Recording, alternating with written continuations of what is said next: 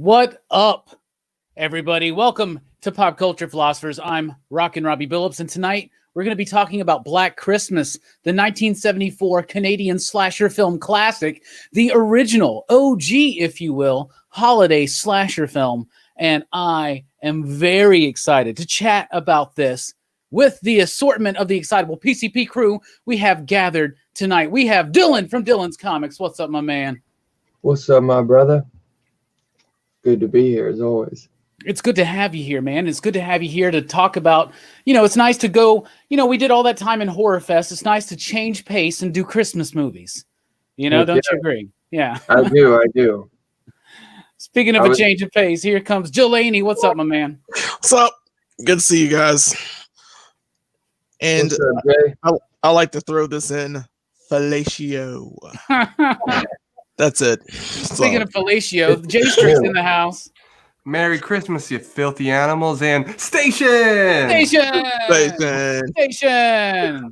Everybody, let's give a nice hearty station before Brooks even gets here. Let's just do it. Station! Hell yeah. Oh, yeah, by the way. Kid Cudi just dropped a new album, too. Brooks is here, too. What's up, Brooks? Brooks is the Christmas Mario Master Maestro Mutant Monster Master Machine. Dylan's already cleaning his room, I guess. Yeah, he's already ready cleaning his room. Nah, I want to grab my hat. Oh, he's got to get his beanie on. What's up, everybody? Tonight we're talking about Black Christmas, and I feel like there wasn't a lot of energy leading into it because I chose to use that really creepy, like Christmassy song. But I liked it. I kind of like it because I think it's kind of creepy. I think it works because it's kind of creepy, and that's what the film does. So let's talk about this. Overall, I love Black Christmas. This is the original one, 1974, 4 years before Halloween. It's got a connection to Halloween we'll get into in a little bit. But overall, I love the film. I think it is pretty much a masterpiece. It's got excellent use of sound and music, even though at times it seems very sparse. It's got brilliant performances and very real characters. And without being incredibly gratuitous, it is a lewd, crude, vulgar movie that I had a lot of fun with. It's funny and it's horrifying, and it literally is it is genuinely creepy. Like when you get to the end of the film, and there will be spoilers in case you've never seen it, but when you get to the end of the film, that's such a creepy concept and idea, and such an unsettling, unnerving feeling. Of course, this was directed by Bob Clark. He went on to do one of the greatest Canadian films ever done, most successful, Porky's, and then the other is another great Christmas movie, which is A Christmas Story. So Dylan, overall, what do you think about Black Christmas? Dude, I love it, man. It's so much. It's just a really well-rounded movie. It's a really great script. We get a lot of that, POV of the killer shot, and I guess that's kind of where it started from, as you know, like you connected it with the Michael Myers Halloween. The score, I honestly don't notice the score as much in this one. I maybe have to kind of maybe pay attention more. It's not that it was bad or horrible or anything, but I think it's a phenomenal movie, and the way it ends is just crazy. I honestly always forget that it ends that way, that it's kind of left open. You know what I mean? So I'm always like, man, they ain't go check up in the attic. Like, what the hell are they doing? Like the whole movie, nobody checks up in the attic. Exactly. Horrible detective work. Yeah. You search the house. Only one person checks the attic, and we all know how that goes. Yeah, right. And she's just looking for a cat. Yeah. I honestly, I love this movie though. It probably is my favorite like Christmas horror. It's definitely the best, I know, but I know your thoughts on part 2 of Silent Night, but you don't know all my thoughts, brother, but you'll find them all out tomorrow. But yeah, I have a Festivus grievance against you, my man. Yeah, I know. Wow. Especially you're like, I want my $30 back, you asshole. Nice. Perry Comics is up in the house. I believe he'll be joining us next week for Gremlins. Perry says POV, nice. I don't think it's the POV that you're thinking of. Go on, Dylan. But I really like the killer in this. You never see him either. You see him you see like, see his part of eyeball. his face. Yeah. Like you never see him though, man. And that's another thing too that makes it really, I think it kind of, you know, ties in with that original Halloween where it's like there's no reason why this guy is killing these girls. We don't know the motive or anything. He's just up in this attic stalking these girls. And those phone calls are chilling, man.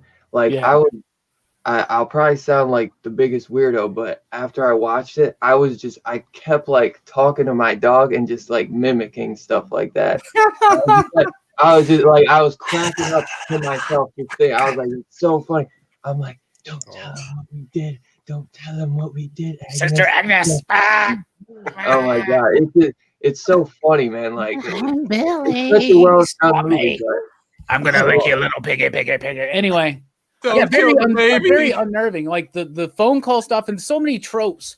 You know, this isn't necessarily the first slasher film by a stretch at all, but it is one of the first holiday themed one, and it really starts putting together all these different techniques that do soon come to define what the slasher film is, and even just horror films in general. The POV camera shots, and you mentioned the music and how you didn't really quite notice it. There's not a lot of music in there, but it's used in such a sparse way. But the composer, and we'll talk about this more, actually mixed in all the phone call bits and the cat's meow. All that stuff is actually technically part of the score. So that's wild. Speaking of being technically part of the score, we got a heist coming up. Jelani, you in?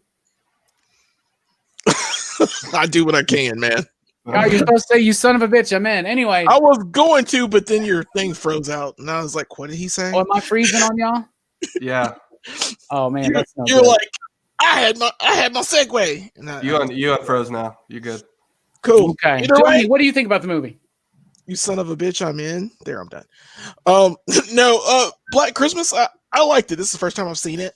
I didn't know that there were so many characters that I knew in this movie. There was like Olivia Hussey. She was in Romeo and Juliet. I watched it when I was like a little kid. And John Saxon's in it. The dude that was in freaking Enter the Dragon. And then you got Margot Kidder, Lois Lane. Yeah. She's in it. She's like, to me, one of the best characters in the movie, but she's not the best. Too. She's not the best. But you also got Keira Dulia.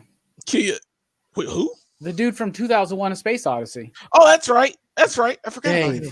Yeah, Dave. And he looks different because he's got like that 70s hair, that 70s girl hair instead of the buzz cut.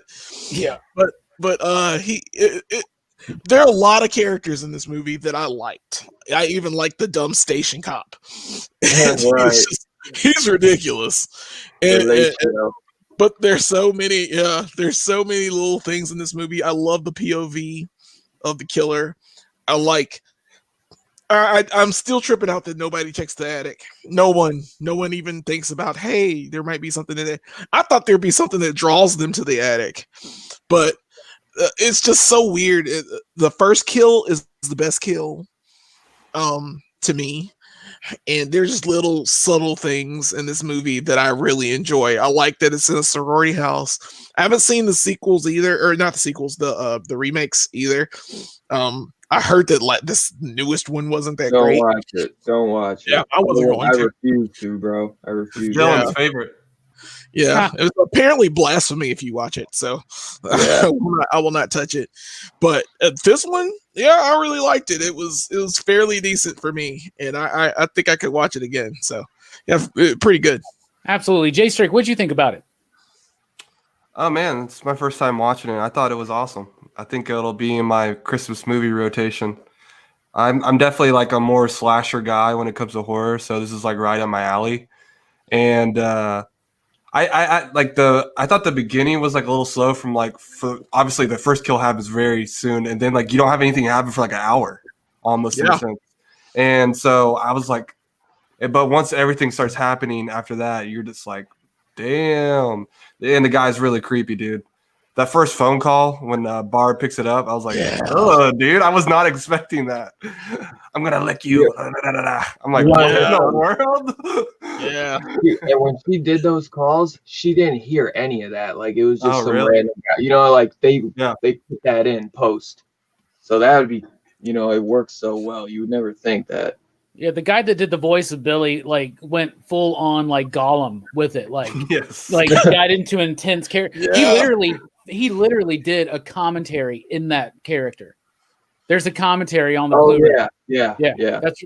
That's ridiculous. Is it an actual It's just actor very or is he just like some producer? He's an actor. Okay. But there's also like Bob Clark's voice is in there. There's a woman's voice in there because it's weird because it's like this multiple split personality type thing, right? Yeah. And you're hearing all the different voices, and there's even that moment when one of the young women is like, is that one person? Like, how is that one person? And I don't know. I thought that was really great stuff. It's his commentary. I watched like some of it. It was the weirdest. Like I've never seen a commentary done the way he did it. Now you know how your dog feels, Dylan. And dude, yeah, I'll say this too. You gotta respect Black Christmas because like I feel like a lot of success from Halloween like came off of like bro, like those shots from the beginning. I was like, am I watching Halloween? It was like the same beginning, you know? Right, here's something crazy that we'll go ahead and talk about this. So Bob Clark and John Carpenter were working on something, but it never took off, right? And John Carpenter had asked Bob Clark, hey man, are you going to do a sequel to Black Christmas? That's one of my favorite movies. He's like, no, I don't want to do a sequel to it. He goes, but if you did, like, what would you do? And he says, well, I would set the movie in fall of next year. The killer would have been caught in the meantime. And then he escapes from the asylum on Halloween. No shit. And so there you go. So it's even more of an influence than you even realize, you know? So, yeah, there you go. Speaking of stealing ideas from other people, Brooks, what do you think about the film? He does do You that. talking about our idea for Edgelord Jason? Yes. I forgot about that almost. There's an edgelord Jason. It's like we came up with this idea of Jason, but like before he kills people, he like makes rude phone calls to them.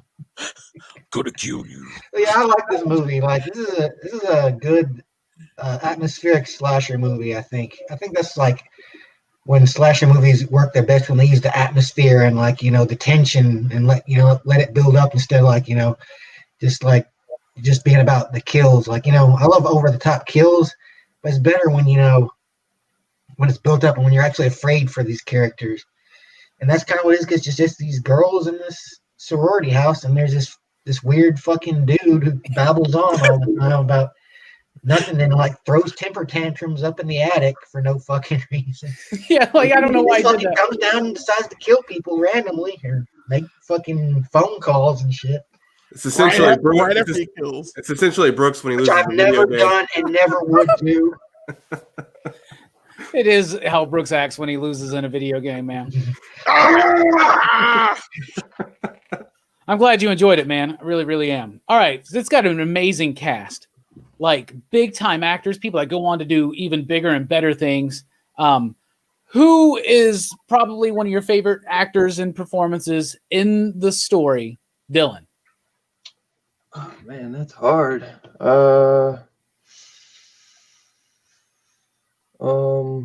Maybe John Saxon. I do really like his. Honestly, man, almost there. I'll tell you who I like the least, honestly, and it'd be the girl who plays Lois Lane. But it's her character for you not to like her. So she actually does really well because she's supposed to be that bitchy, annoying character or stuck up, But I don't know, man. John Saxon, bro, just slays it as a detective always, man. As you see, he got the Nightmare on Elm Street. I don't know, man. Every character I would pick, man, honestly, is just so well, perfectly casted. But I don't know. I always love to see John Saxon. I feel like he don't get a lot of credit because he always kind of does. Like he's always a police officer in these horror movies, but I still love him, man. He's still just classic horror icon to me. Oh, John Saxon adds like an anchor of weight to the cast, and he's one of the only competent men in the entire movie. To be honest with you, they're all just kind of dipshits. You know, and it's like Laughing, literally it's the bullshitting. sorority girls are the only ones with any balls in this film or any Yeah. like sense at all. Yeah. You know? So John Saxon is probably the best, and he handles that fellatio scene so well when he's like, "What is this?" And then his partner's just like cracking up. Dirty, isn't it? And then This his is other guy CFP. comes in, he gets shot in the ass, you know, like Yeah. oh my god. Every time I hear his partner giggle, I think of Jelani. That's like, you know what I'm saying? I do laugh like that. Speaking of Also- laughing like that, Jelani, what's another character you'd like to spotlight? I gotta get my favorite character in, and that's Clyde the cat. Clyde the cat. Oh my god. Clyde.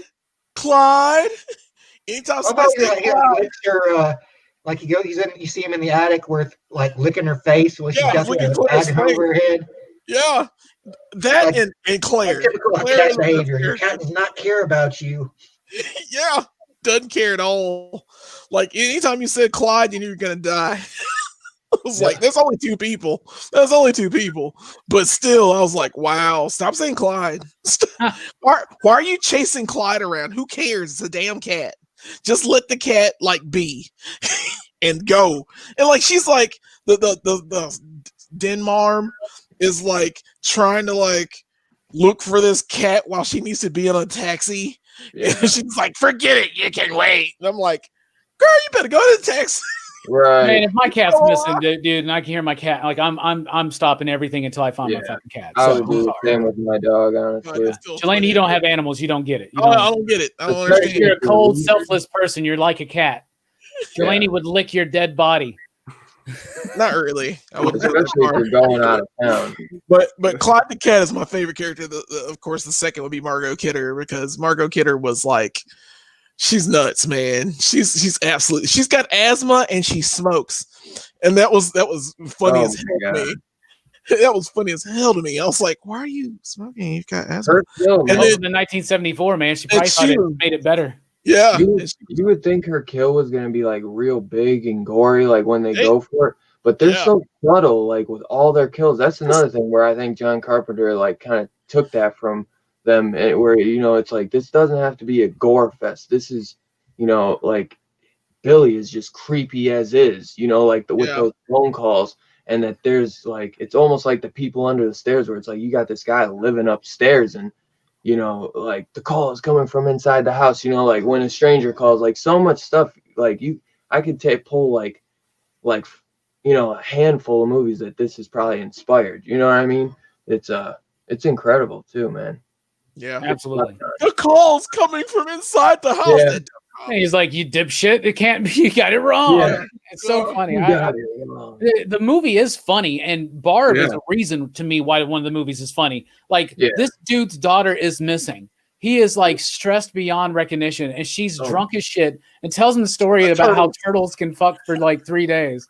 Like, just I feel and so it bad just- for him. I know, man. I do. I feel so bad Especially for at him. the end when they haven't gone in the attic and they're like, so what? Is He this doesn't know his daughter daughter's existing dead. or is she dead? And then he just faints. I was like, Yeah. oh my god, Poor guy. poor and the guy. 13-year-old kid, I gotta ask, what happened? I mean, when did that happen? And did I miss that? Is it connected? Is it not? Was it connected? Yeah, I have no idea. know.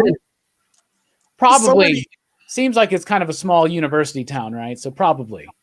Yeah. There's that part too when the fellatio cops listening in, like getting the call from Olivia Hussey, and he's like, oh, like we're busy, we got a murder, and it's like you idiot, this probably connects to the murder, and then the poor guy that we were just talking about, he's the one who hears it, and he's like, It was "Dude, Mr. Harrison or something like that, right? yeah. I ain't got Claire's that. father.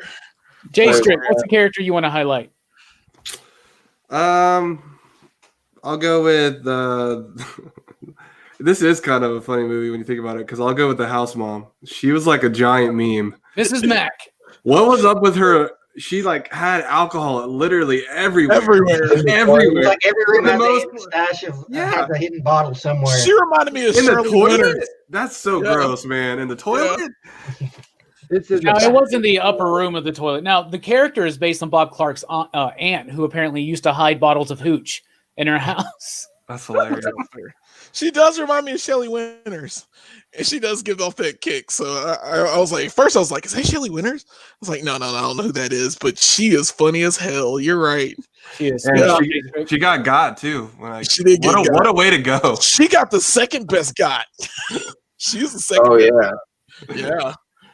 I don't know. I think that guy was a little too On the nose. precise. Yeah, like I mean, like literally, like Yeah. I don't know, man. Like He was waiting for it. He was like, I got it lined up. you It's gotta like line you it could up. have moved. You could have like dodged it. It's like Charlize Theron in Prometheus when the ship's falling. Oh, She's yeah. just like Yeah. Oh, and you can't. she's a walk great this character way. though. She's so funny. I love when she is coming up against the father, right? Yeah. And she's like trying to hide like the pictures and she's trying to hide the immorality, the supposed immorality of the sorority, right? And I think that's a great character, man. It sucks that she gets got though. Yeah. Am I smooth or am I still choppy? And they never. You're fine.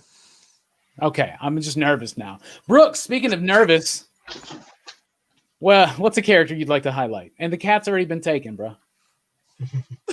I kind of like the character. I call her Irma.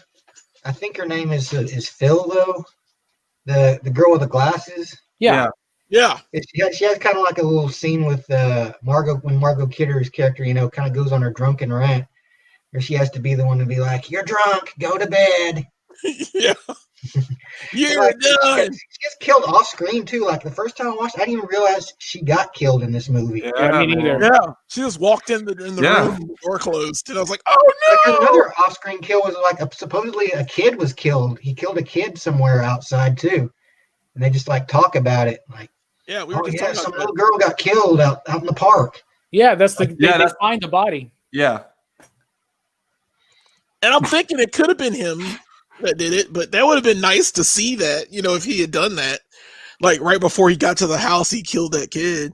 But, it's just little things that I think should have happened. I'd also like to point out we do have Olivia Hussey as what is it, Jess? Yes, Yeah. Jess. Jess. She's a great, like, for lack of a better term, final girl in the film, right? She's great. So she ain't gonna make it for too long because the dude's still up in the attic, and everybody just left her ass alone. There's like Alone! one cop sitting outside. This Well, she never picked up the funny, phone, though. so maybe he'll like just be like, "Oh well." Why Yeah, didn't she they isn't take her a to the dummy. hospital? Why did I'm why just gonna didn't let her they- sleep there. I guess Yeah. she's gonna be out for 4 hours, man. So She's Come a back. great girl, girl. yeah, but she's really good in the film. Though there are times where she's so over the top, like. Before the threatening calls even happened, the first phone call, she goes, "Hello, who is this?" Hello? She's like screaming. at Hello? it. It's pretty funny, but she's pretty good in the film. And the boyfriend, the pianist boyfriend, is Right. he's a Red kid. herring. Yeah, he's Yeah, the red herring. He's the red herring. But And she then, figured out it wasn't him. She says it couldn't have been him. I 'Cause he was got in the the house. call when I was next to him. She still kills him though. Like, I mean, I get you scared, but it's like you had figured it out in your head, and you still like. She's still mad at him because she wouldn't let him keep. He wanted Yeah, her to she's keep like, the hey, baby. He was still acting really psycho. He like broke through a window. Yeah. Why didn't you hear me? I Like, want to what the walk fuck you towards do you. that for, dude? He is a little unhinged as well, That's another. But I mean, here's the thing: like, do you even get the idea that maybe she didn't kill him? His eyes were open. He's dead. I know, but maybe like it wasn't her. Was it not? Maybe it was. Dude came down and like killed him, and then just Yeah. left her there to like take the blame. Nah, she I killed would his get ass. She Yeah, killed that- him. She had that She had the poker, right? poker.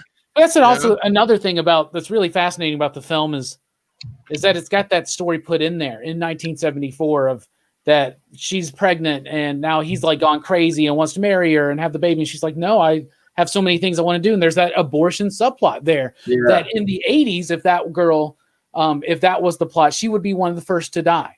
Do you know what I'm saying? Right.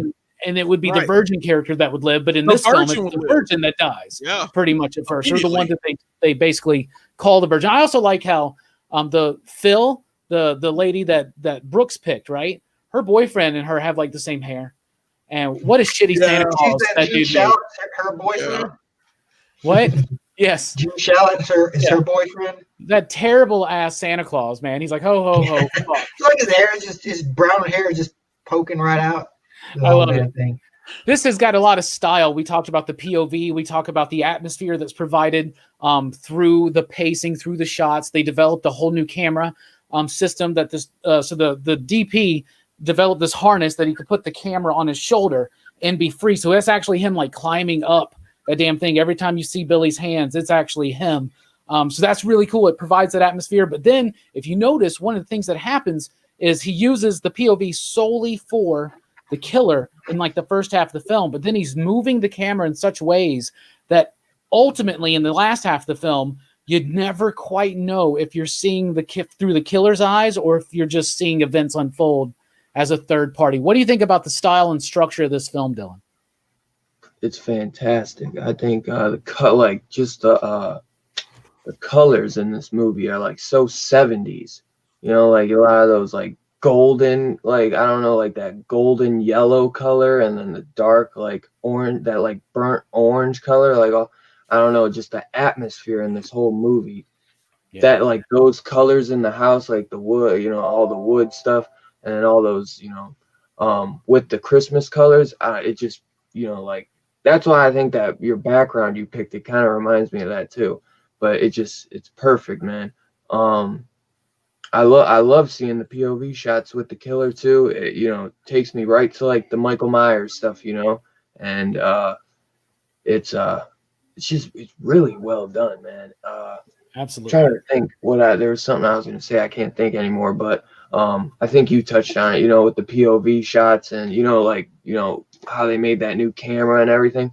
It's it's really well done, man. You know, a lot of people, unless they're big horror fans, probably don't know how great this movie was. Yo, it's a funny thing, Elvis, this is one of his favorite movies. Every year. The president family all watched it every year. Steve Martin loved it, you know. It's a really well liked movie, I think. Yeah, you know? Apparently it is one Elvis watched every year with his family, and apparently the family still watches it every year. That's cool. That's nice. Yeah. Fable. Carpenter was way more than influenced by Clark. We got into that a little bit. Maybe we'll talk about that a little bit more. Jelani, what do you think about the style and the story structure in the film? I actually liked it. I was surprised because I mean it is the pacing is a little slow for the film, but each shot is done very well. Because even when you see Claire's face with the bag over her head, the first time, and she scoots up, and like it's in the rocking chair, that kind of took me aback because I was like, oh, she's dead. Oh, she is dead. There she is. But it pops out at you. It jumps at you. A lot of the POV shots, like you said, I said before, they're fantastic. I mean, just not seeing the killer. The fact I don't see the killer's face once in this movie, I am so impressed because it's kind of like when the first time I saw Blair Witch, the fear is implied. Like you don't really see the Blair Witch go and kill people. It's kind of like an aftermath thing. But this POV shot is pretty much the same thing because I don't know what he looks like. I remember seeing an eye and hands, and that's the way horror should be because you don't know what the terror is. You don't know what you're dealing with. You know what that killer is capable of, and I like how everything kind of moves towards that way. They're trippy transitions in this movie too, of how things how they change scenes. Yeah. It's shot really well. It like I said before, it is slow, but it builds up to what it needs to build up to, shot for shot, and I enjoyed it. I think part of the things that help it though, it may seem it's unbalanced as far as a lot of kills happen at the end and not so much in the beginning. Right. There's a lot of build up. It's over an hour and a half. It's like an hour and 38, right? Yeah. So, but the humor really, I think, carries it through. Yeah. And I think that apparently is like Bob Clark's touch. Like Roy Moore, not the Roy Moore that we all are thinking about, but Roy Moore was the writer of this script, which was originally called Stop Me. But Bob Clark allegedly wrote like half of it is rewritten by him, and everybody says all of the humor is in there. And Bob Clark even said, because tragically he passed away, but he even said before he died that he was very astounded when he rewatched the film that it was so vulgar. He Yeah. realized how quite vulgar it was, and even the people that did the DVD release were accused of adding in the C word in the phone calls because there was no way possible. Some of these people thought that in '74 that kind of language would be used in a film. Speaking of that kind of language being used on film, Jay Strick, what do you think about the style and structure of the film? That's great, buddy. Like you all touched on it. Some of the POV shots. I thought whoever came up with that they worked overtime, man. They should got paid for that idea because even the guy who was doing it, whoever had it on his shoulder, it seemed like when he was climbing up the ladder, he's only using his one hand. So I just thought that was interesting. Reg Morris. Yeah. Maybe he only has one arm. Mate, You ever think bruh. of The one-eyed bandit. With his motor bandit. arm.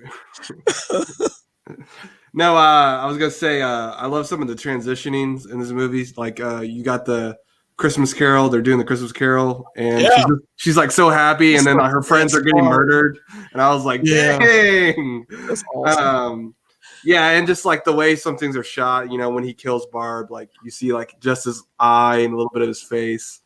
And like that's the iconic scene from like they use on like the movie, the poster and stuff. So I thought it was really good, man. I really enjoyed it, and I liked the things they were doing in it. Kind of wish there was like a sequel, like a true sequel, not these remakes, you know. So, but he didn't want to do it, I guess. Yeah, and I mean it's a sequel that like if this movie came out today, we'd be like, wow, damn, they're going to be doing a part 2 then. Yeah. Oh yeah, 100. They would have done already like set up a trilogy. Billy's still out there today. Speaking of still out there today, Brooks, what do you think about the style and structure of the film? I like the style of this movie. It does.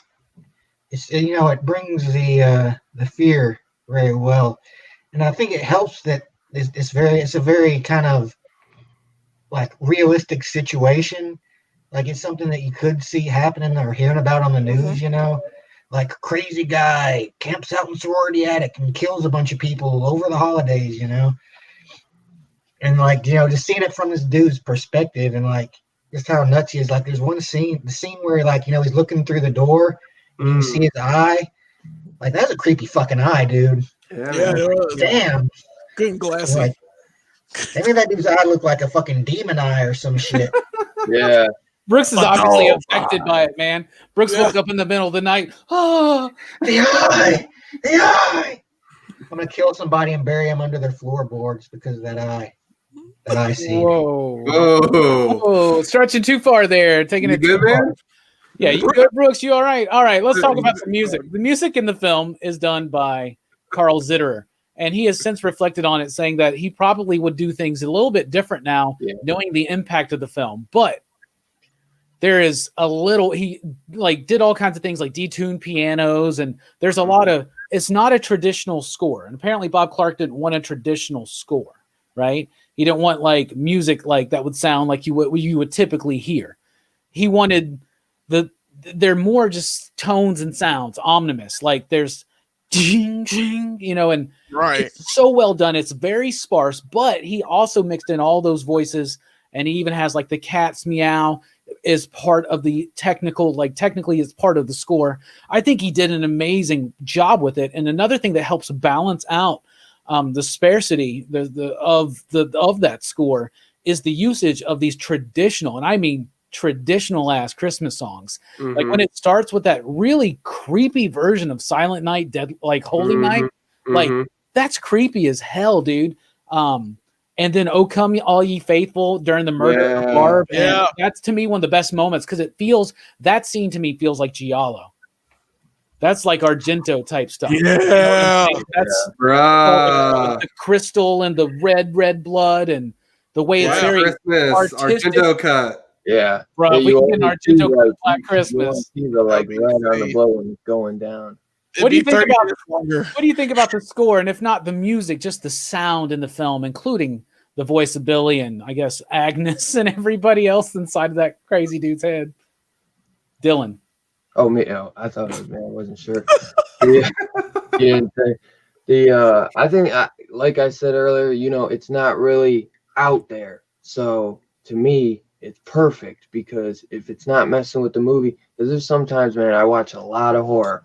And sometimes you hear something, you're like, like that's getting overused, or that's pretty weird, where they throw it in. Sometimes there's some goofy music in some of these horror movies.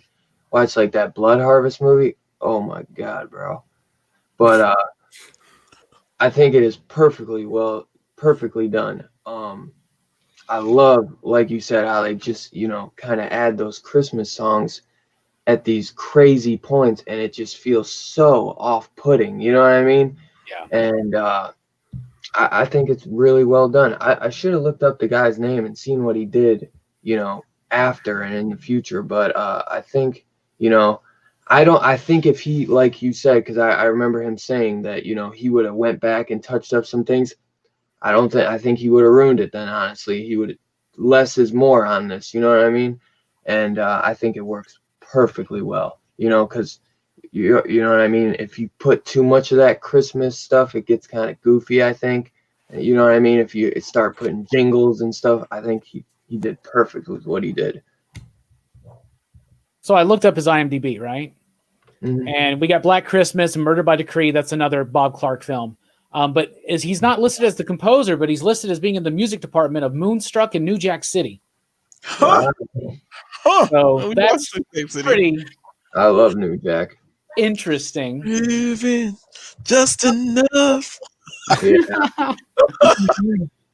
Delaney, what do you think about the score and lack of it? Because I love how the composer and the director wanted the film to be able to breathe. So what do you think about it? Needs more music, man. No, it was subtle. It was very subtle. Of course, the carol scene is that's fantastic of how it's blended in as well as it was. I didn't really notice it at first, but after a while, it can be haunting. It is very off-putting, like Dylan said, to hear Christmas carols brought up in that way. I mean, I didn't really notice it other than that. I liked how the Christmas music integrated well with the kills. So that's all I can say about it. It was very, very off-putting. Gotcha. How many of these movie review shows we've been doing? We've been doing them all year, right? It's been some great times here with the homies. I literally ask you guys about the music in every single movie. So maybe you guys should start paying attention to the music. One person I know that did pay attention to the music was Jay Strick. Jay Strick, Really? Jay Really, Strick man? actually was sending me links to things about the music. I'm weird stretching, but y'all know we talk about the damn music. I get so tired of it. I didn't even notice the music, man. Even Brooks has started paying attention to it. Would you agree that there is music in a movie and we review it? If there's music in a film, I'm going to remember it. Not only am I going to remember it, I'm going to sing it. I'm going to hum it. I'm going to do it. I've done it for every song that's ever come out for a movie that I like the music in. Halloween, for example. Oh gosh. Fucking You broke Jelani. I didn't mean to get him started. Jay Strick, what do you think about the score of the film?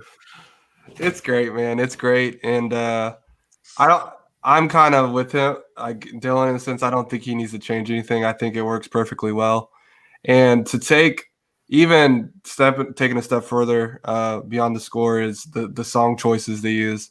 I mean, "Come All You Faithful" is typically a joyful song. So the fact that they're just murdering her best friend during it is terrifying. Yeah. I'm laughing, but it really is There's extremely creepy. There's one thing about that scene that I was thinking of when I was rewatching it this afternoon was that, okay, so they go on that search party for the little girl that they find in the park, right? Yeah. So it's already late. Jess agrees to meet her boyfriend at 9 p.m. that night, okay? And so then she goes and meets him, and he's been waiting for so long that he's basically broken into the house, right? Mm-hmm. So we're obviously late at night. Margot Kidder's character goes to bed. The Phyllis lady goes to bed, right? It's late. Why is there a group of kids at 11 o'clock at night coming up to this house caroling? money, man. You ever think about that? That bread, son. They gotta make that Don't you love bread. it? There's that lady walks up to, get the kids in the car. Yeah. There's a killer out here. It's bro, it's midnight. What are you? Why are you complaining about that? These kids need to go home. Brooks, what do you think about the score of the film? I thought it was good. It set the tone good. And the Christmas music. works where it is. It's kind of like a reminder, like, yeah, it is Christmas, And it kind of, I think this movie kind of loses the Christmas element, like about halfway through. It kind of becomes less prevalent, I guess. Except, well, I mean, I guess the caroling kids were like at the end, right? Closer towards, Yeah. yeah. They were like, that was like the last kill, I think. But It was the But second yeah. last kill because it was before Phil. No, it wasn't because anyway, it's when it's ramping up. It's in the third act, I think. So. All right, that was it. That's all your thoughts. All right, Brooks, cool. yeah, man. All right, what's this movie trying to thematically? What is this movie trying to say to you, Dylan? I haven't thought about that one, honestly. What it's trying to say. How many of these shows we've done? Bruh, how many shows? No, Robbie's the teacher tonight. Now you say, now first you say I didn't pay attention to the score, which I did. I just said it's See, not. I get it, Dylan. I'm on your side, bro. I'm on What's your this side. movie trying to say, man? If anything. I don't know. See, I told you I'm bad at that, Robbie. So everyone in the PCP know I always say this. So sorry you caught me off guard. I don't. Just come back to Dylan. We'll come back to you, Dylan. Yeah, come back to I don't know Dylan. what I'm trying to say. Delaney, what's this movie trying to say to you? There's a call coming from inside the house. Really, but Don't answer calls that are coming from. don't answer phone calls. Exactly. No. I don't know, man. It's just you got to be nice, unless you don't have to be. I'm sorry. It's No, like in the Roadhouse moral. Y'all. I don't know, man. I have no idea. I don't have one either, man. Because it's just like random guy kills people, Bruh. Okay. Here's something. Have y'all done a movie review? College? Yeah, Bitch. yeah. Don't go to college. Don't be in a sorority house. All right, here's something. Oh my god. Here's Check something. the attic. Let's just say Robbie, this. you started. I think this movie Don't is steal mine. representative of the loneliness and melancholy that can be prevalent at times during the holidays.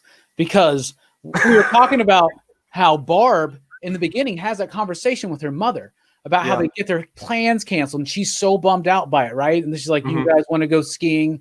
And it's about these people are left behind. It's like Harry Potter when he's left behind, and everybody else goes home for Christmas, but he's stuck at, for lack of a better word, the sorority house. Nice. You know what I'm saying? And Harry Potter it's reference. and it's about that, and that is prevalent in there. Margot Kidder, that's one of the reasons why I think she drinks so much. She's dependent, and you can see that she calls her mother a whore. You know what I'm saying? So you see it in the relationship there. It's subtle. Everything in this movie is subtle. Jess's story with her boyfriend and the abortion, and this story to me is about the power of these women and the ineptness of these dudes. You know, their boyfriends don't do anything except for that one guy rocks that like fucking coat like it's like out of that fur coat, man. You can tell by the way I walk, you know I'm a woman's Those man. are some things I would throw out there. He's a hockey goalie. He is a hockey goalie. So we got our first slasher with a hockey mask, and it's Black Christmas. Jay Strick, what's this movie trying to say to you? Station. I think there's multiple things you could take away from the themes of these movies. But one I would like to highlight is don't be so dismissive of people. The police are so dismissive of the sorority girls. Immediately, when their friend goes missing, who's like A+ student, like, doesn't not disappear ever. It's always with the girls, and they're like, "Oh no, she's fine." Didn't show up with her dad. Oh no, she's still fine. Like they're not worried at all. You're still there.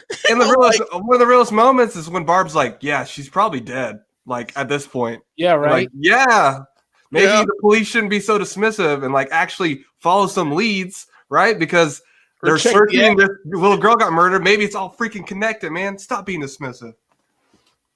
Sorry, I felt type of way about that. There you go. And to extend out on the way I was thinking too, I was just thinking about this. The house is a character. That's an actual house. It's not a set. So they're moving around this actual house, and it starts feeling claustrophobic and labyrinthian almost in a way, right? And that's how it can be when you're like literally like the holidays are some of the worst times for depression, despair. So if you know anybody who's out there on their own, especially during this year, reach out to them, make sure they're okay. Just every once in a while, be like, sure.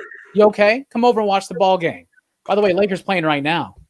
Hey, my Knicks won. We're 1-0, baby. Hey, in the preseason. Final Four or something. It's I don't- preseason, bro. It's preseason. Brooks, what's this movie trying to say to you? Well, I think it's kind of like a commentary on the creepiness of how guys can be. Some guys can be so creepy. Yes. You know, not just the killer who was like super creepy, like to the extreme, but you know the red herring. Like he has that fucking conversation where like she tells him, like I'm pregnant, but I don't want the baby, and he like just freaks out. Yeah. And fucking I it just like throws his whole world off balance. Like he fails his recital, and then he just keeps on like getting more and more frustrated and angry with everything. And like he doesn't realize it's not a good look, man. Like you just try to tell this girl like what she needs to do. Like you need to back off, bro. She shouldn't have told him before he did his recital, though. That's dirty.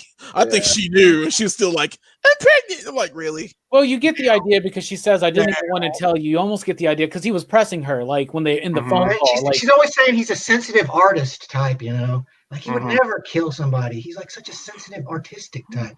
But like throughout the movie, like you don't see any of that. You just see him being this like freaky, creepy weirdo. Dude, and he breaks into the house like 2 times. Yeah. Well, he makes the weird call too. Like everyone's missing, and you're gonna call baby. I'm like, don't kill the baby. That was him, right? Yeah. That was him. What all right, circling back around to Dylan. You have anything to add, brother? Just what you guys would have said. I thought I was like, well, I guess don't piss your boyfriend off and tell him you're gonna get an abortion when he wants to steal you away and get married. The other way around, though. Don't treat your girlfriend like shit and fucking try to force her into something when she doesn't want to have this kid and doesn't want to marry you. Like, what a brutally honest moment when she's just like, dude, I don't want to marry you. I never marry you. And he's just like, but we can't kill the baby. The baby. College, right? It's like, but you're a woman. Aren't you supposed to do that? Oh my god! Yeah, she's so sad when she announces too. She's like, "I'm pregnant," and he's like, "That's great news." And then what's crazy is that he messed up his like little whatever show to those 3 really stuck up fucking white dudes, right? Recital. Yeah, right. And I was like, I thought that sounded awesome. No, it sounded like something like that Pink Floyd would have done on like Uma Guma or something. I know, that's why I thought it was awesome.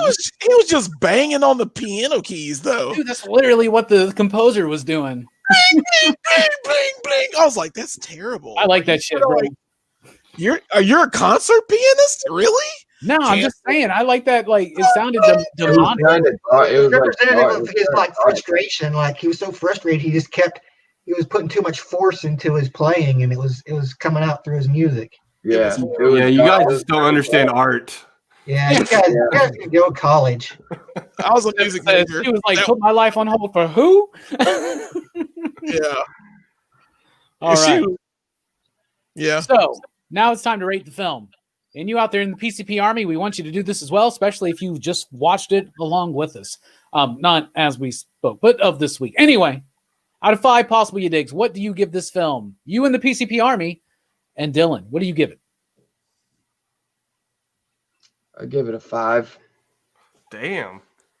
It's a good one, man, and it started a lot for the horror genre and horror community. It started a lot, with the holiday horror movies. It's got a high rewatchability for me, especially every Christmas, man. I've been watching this for years. I love it. I love the 2006 one too. Like I said, I don't think it's slow at all. It's like, in the beginning, it's kind of like thrillerish to me, where you're just like, where I'm just like, dude, where everything they're doing, I know this dude is upstairs. You know what I'm saying? This dude is creepy as hell and, making these crazy ass phone calls. And I'm always like, it's always tense for me, I feel like. And it's just, it's a phenomenally well done movie. And I think it's, one of the best horror movies that came out in the 70s too, But, absolutely. Yeah, sure. Perfect score from Dylan. 5 you digs. Very, very high rating because it's the highest you can go. Speaking of the highest you can go, Jelani, what do you give this out of 5 possible you digs? I'm gonna give it. I can't give it as high as Dylan did. I mean, it's good. It's. I'll watch it again. It's got balls for that ending. It does. It does for the ending alone. It's crazy. It's imperative to know that there's a lady that's still up top with two ladies upstairs, but there's one out of the window. There's one looking out of the window, and no one's noticed like the whole time. So I'm gonna give it a 4. I'll give 4 you digs. It's good. It's haunting. It's open ended. It's great. Yeah, end station. And it's I like it. I liked it. So I'll give it a 4. I liked it. That's respectable. It's very respectable, I would say. What about you, Jay Strick? Speaking of respectable. Oh, thank you, young man. First of all, I'd like to say just shout out to our crew right here, renewing my love for movies in general this year, and renewing my love for horror movies in general. I don't think I would have given this movie a year ago. I don't think I would have given this movie the rating it deserves. I'm gonna go with a 4.5. It's a really, really solid movie. It's got a high rewatchability. You got to respect what it did at its time period. If this movie came out in the 80s, it's getting more sequels. You know what I'm saying? And dude, it's funny. It's creepy. It's got all the elements you want in a horror movie, and I enjoyed it. Hell yeah! Respectable high score so far. What about you, Brooks? Out of 5 possible you digs, what do you give this film? And are you wearing Christmas-colored lantern rings? I might be. Oh, nice touch. Yeet, my boy.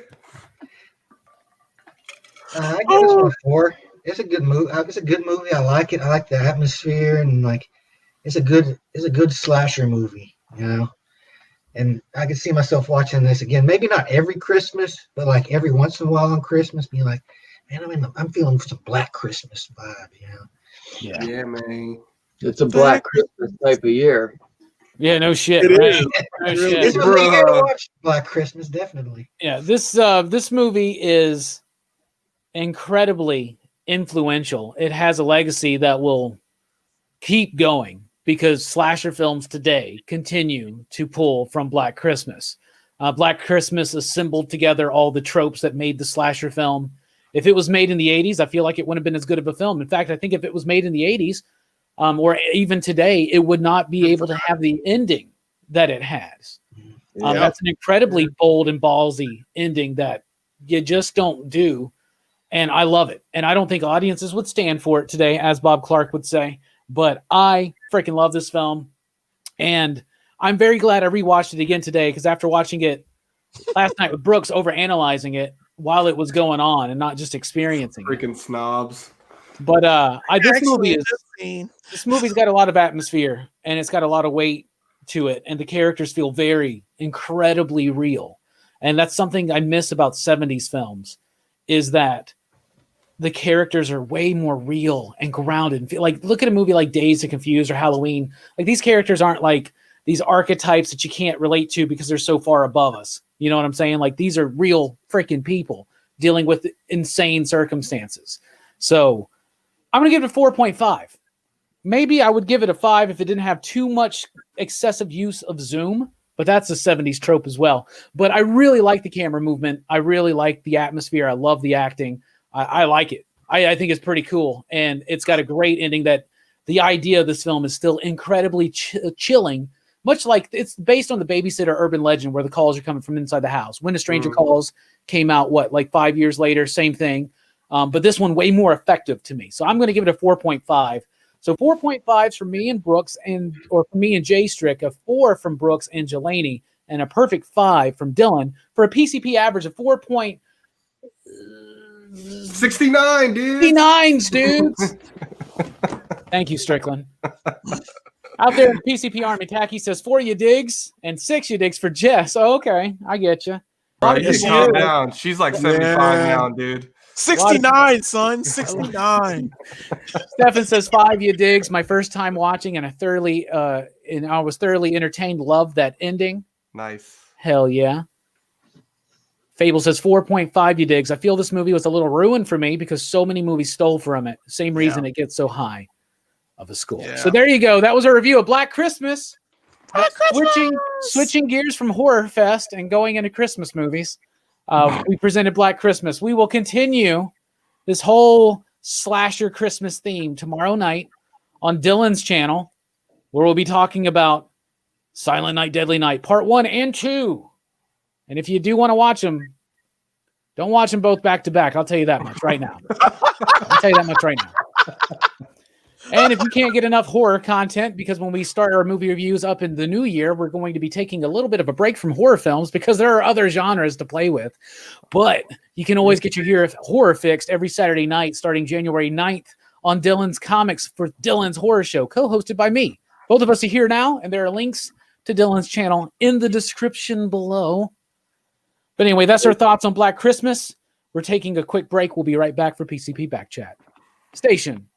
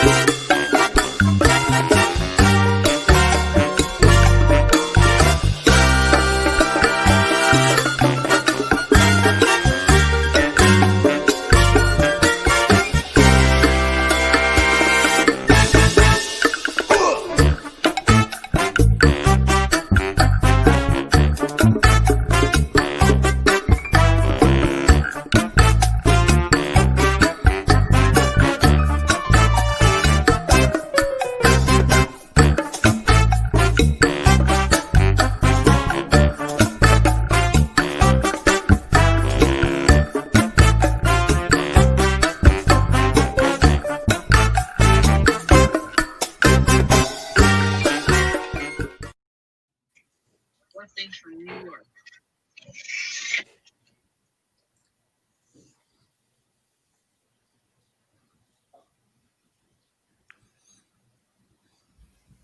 Welcome to Pop Culture Philosophers Back Chat. How's everybody doing? Give a nice hearty station. Station. Hey, did you see Bob with his comment about the Argento. Yeah, wouldn't it be weird, Bob, who by the way is like a fucking pastor, Yeah, to like chat with us about Italian horror? bro. But did you see? I asked. He said he'd be down. Yeah, I know. I saw that. And when he Do it. said that though, that's like you just said. I was like, wow, he likes horror. He does. Like That's he like love it. He's talked to me about it. He like loved horror back in the day. I don't think. Really? I mean, it's a great fucking genre, man. It It is. is. It is. It is. Horror's great, man. Yeah, I wasn't ignoring the chat. I was paying attention to all of it. Oh, but I know.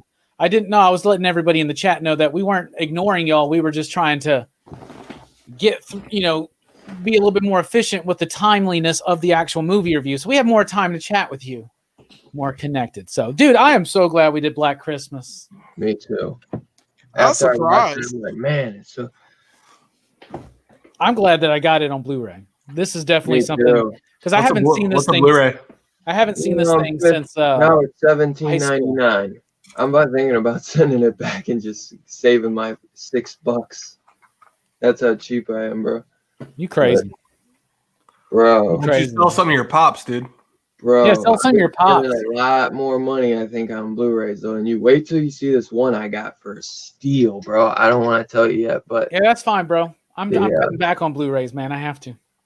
oh, I have too. I'm coming back on my comics too. Why are y'all weird stretching, both of y'all? Blu-rays and But yeah, pops. I got this one. It's like a $75 to $100 out of print Scream Factory Blu-ray, and I got it for $40. Nice. So I had to do Which it. I was one? like, that's my Christmas. Which one? You want to know? Wow. I wanted to surprise you. Dolls. Nice. I know, man. I'm jealous, couldn't- man. I was want dolls. So happy, dude. I was like, my Christmas, because I'm probably not. I told you, I'm like, I gotta give my parents money for Christmas for the kids, for my siblings. So I was like, man, I ain't gonna be able to get shit, bro. So I was like, I'll get this. That's my Christmas present to myself. Hell yeah. You got to do that, brother. Fable wants to know, does anybody like Scrooged? Me personally, I love Scrooged. In fact, I love it. Strickland asked me for some actual Christmas film recommendations the other day, and I gave him a list of them. He goes, those are all action movies, comic book movies, or horror films. Literally. And I was like, oh, you mean like actual Christmas movies? And I was like, Oh, I guess Scrooged. I was like, Scrooged is Wow. great. I love Scrooged. Christmas, Man. man. I love Muppets Christmas. Bro, I just watched that. It's so good. I love Muppets Christmas. Yeah, it's fire. The Christmas Vacation, National Lampoon. Yeah. Shitter's But, full. it's funny. We were just watching Lethal Weapon and Die Hard. Like those are good action Christmas movies. Yeah, that's all the Rambo. ones you listed. Rambo. Jingle, oh, yeah, I forgot about that. I mean, first Jingle all the blood. way. I mean, First Blood. You're First right, bro. Blood. My bad. I was Rambo gonna is not a say. Christmas movie. Yeah. What the fuck, mate? It's not a fucking bloody Christmas movie. Not Fucking even Oh, know the grandma. difference between First Blood and Rambo. You idiot! Batman Returns. Hey, am I crazy? But I love watching Star Wars during Christmas. Star Wars and Harry Potter. Those have become Christmas movies. They Yeah. have. It's because they release Came out around in December. Christmas. Yeah. Yeah. The Well, atmosphere of some like of the the holiday Harry Potter special. movies, though, are in the winter. Oh, man. That's another thing. Like it could just be in the winter time.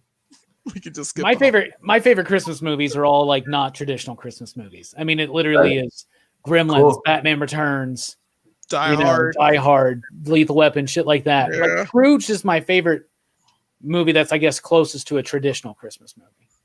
What about you, Jelani? Yeah, I would go with Die Hard like all day. That's No, my to a traditional Christmas movie, A traditional?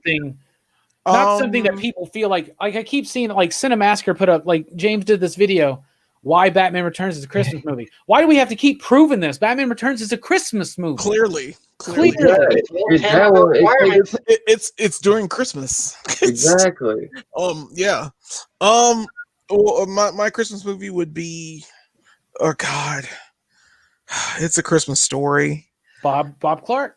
Bob Clark. It's Cleveland. It's so like slice of life, and it's narrated well. It tells a great story. You can watch it over and over again, which I have done many years. I don't like It's a Wonderful Life as much as I love Christmas Story. As much the way they do it now It is the modern the modern go-to. I'd say like a good second would be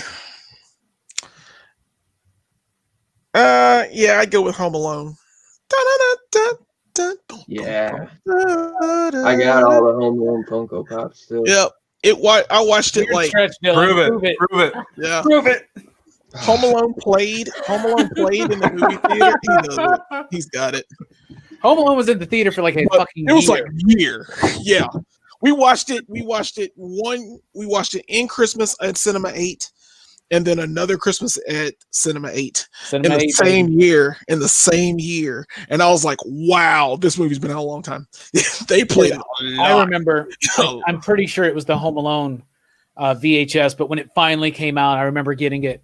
I'm pretty sure it was Home Alone, but it had the fucking Batman Returns trailer on it. And I fucking like watched that and the fucking like over and over and over. Cause you know, VHS back in the day you had to get through all these damn trailers first. Yeah, you did. Don't you hate it when you put in a Blu-ray and it's got a bunch of trailers? You're like, I'm in the year 20 20. Skip. Some of them, they won't let you. Yeah, I know. Fuck. Yeah. Jay Strake, your favorite traditional Christmas movie?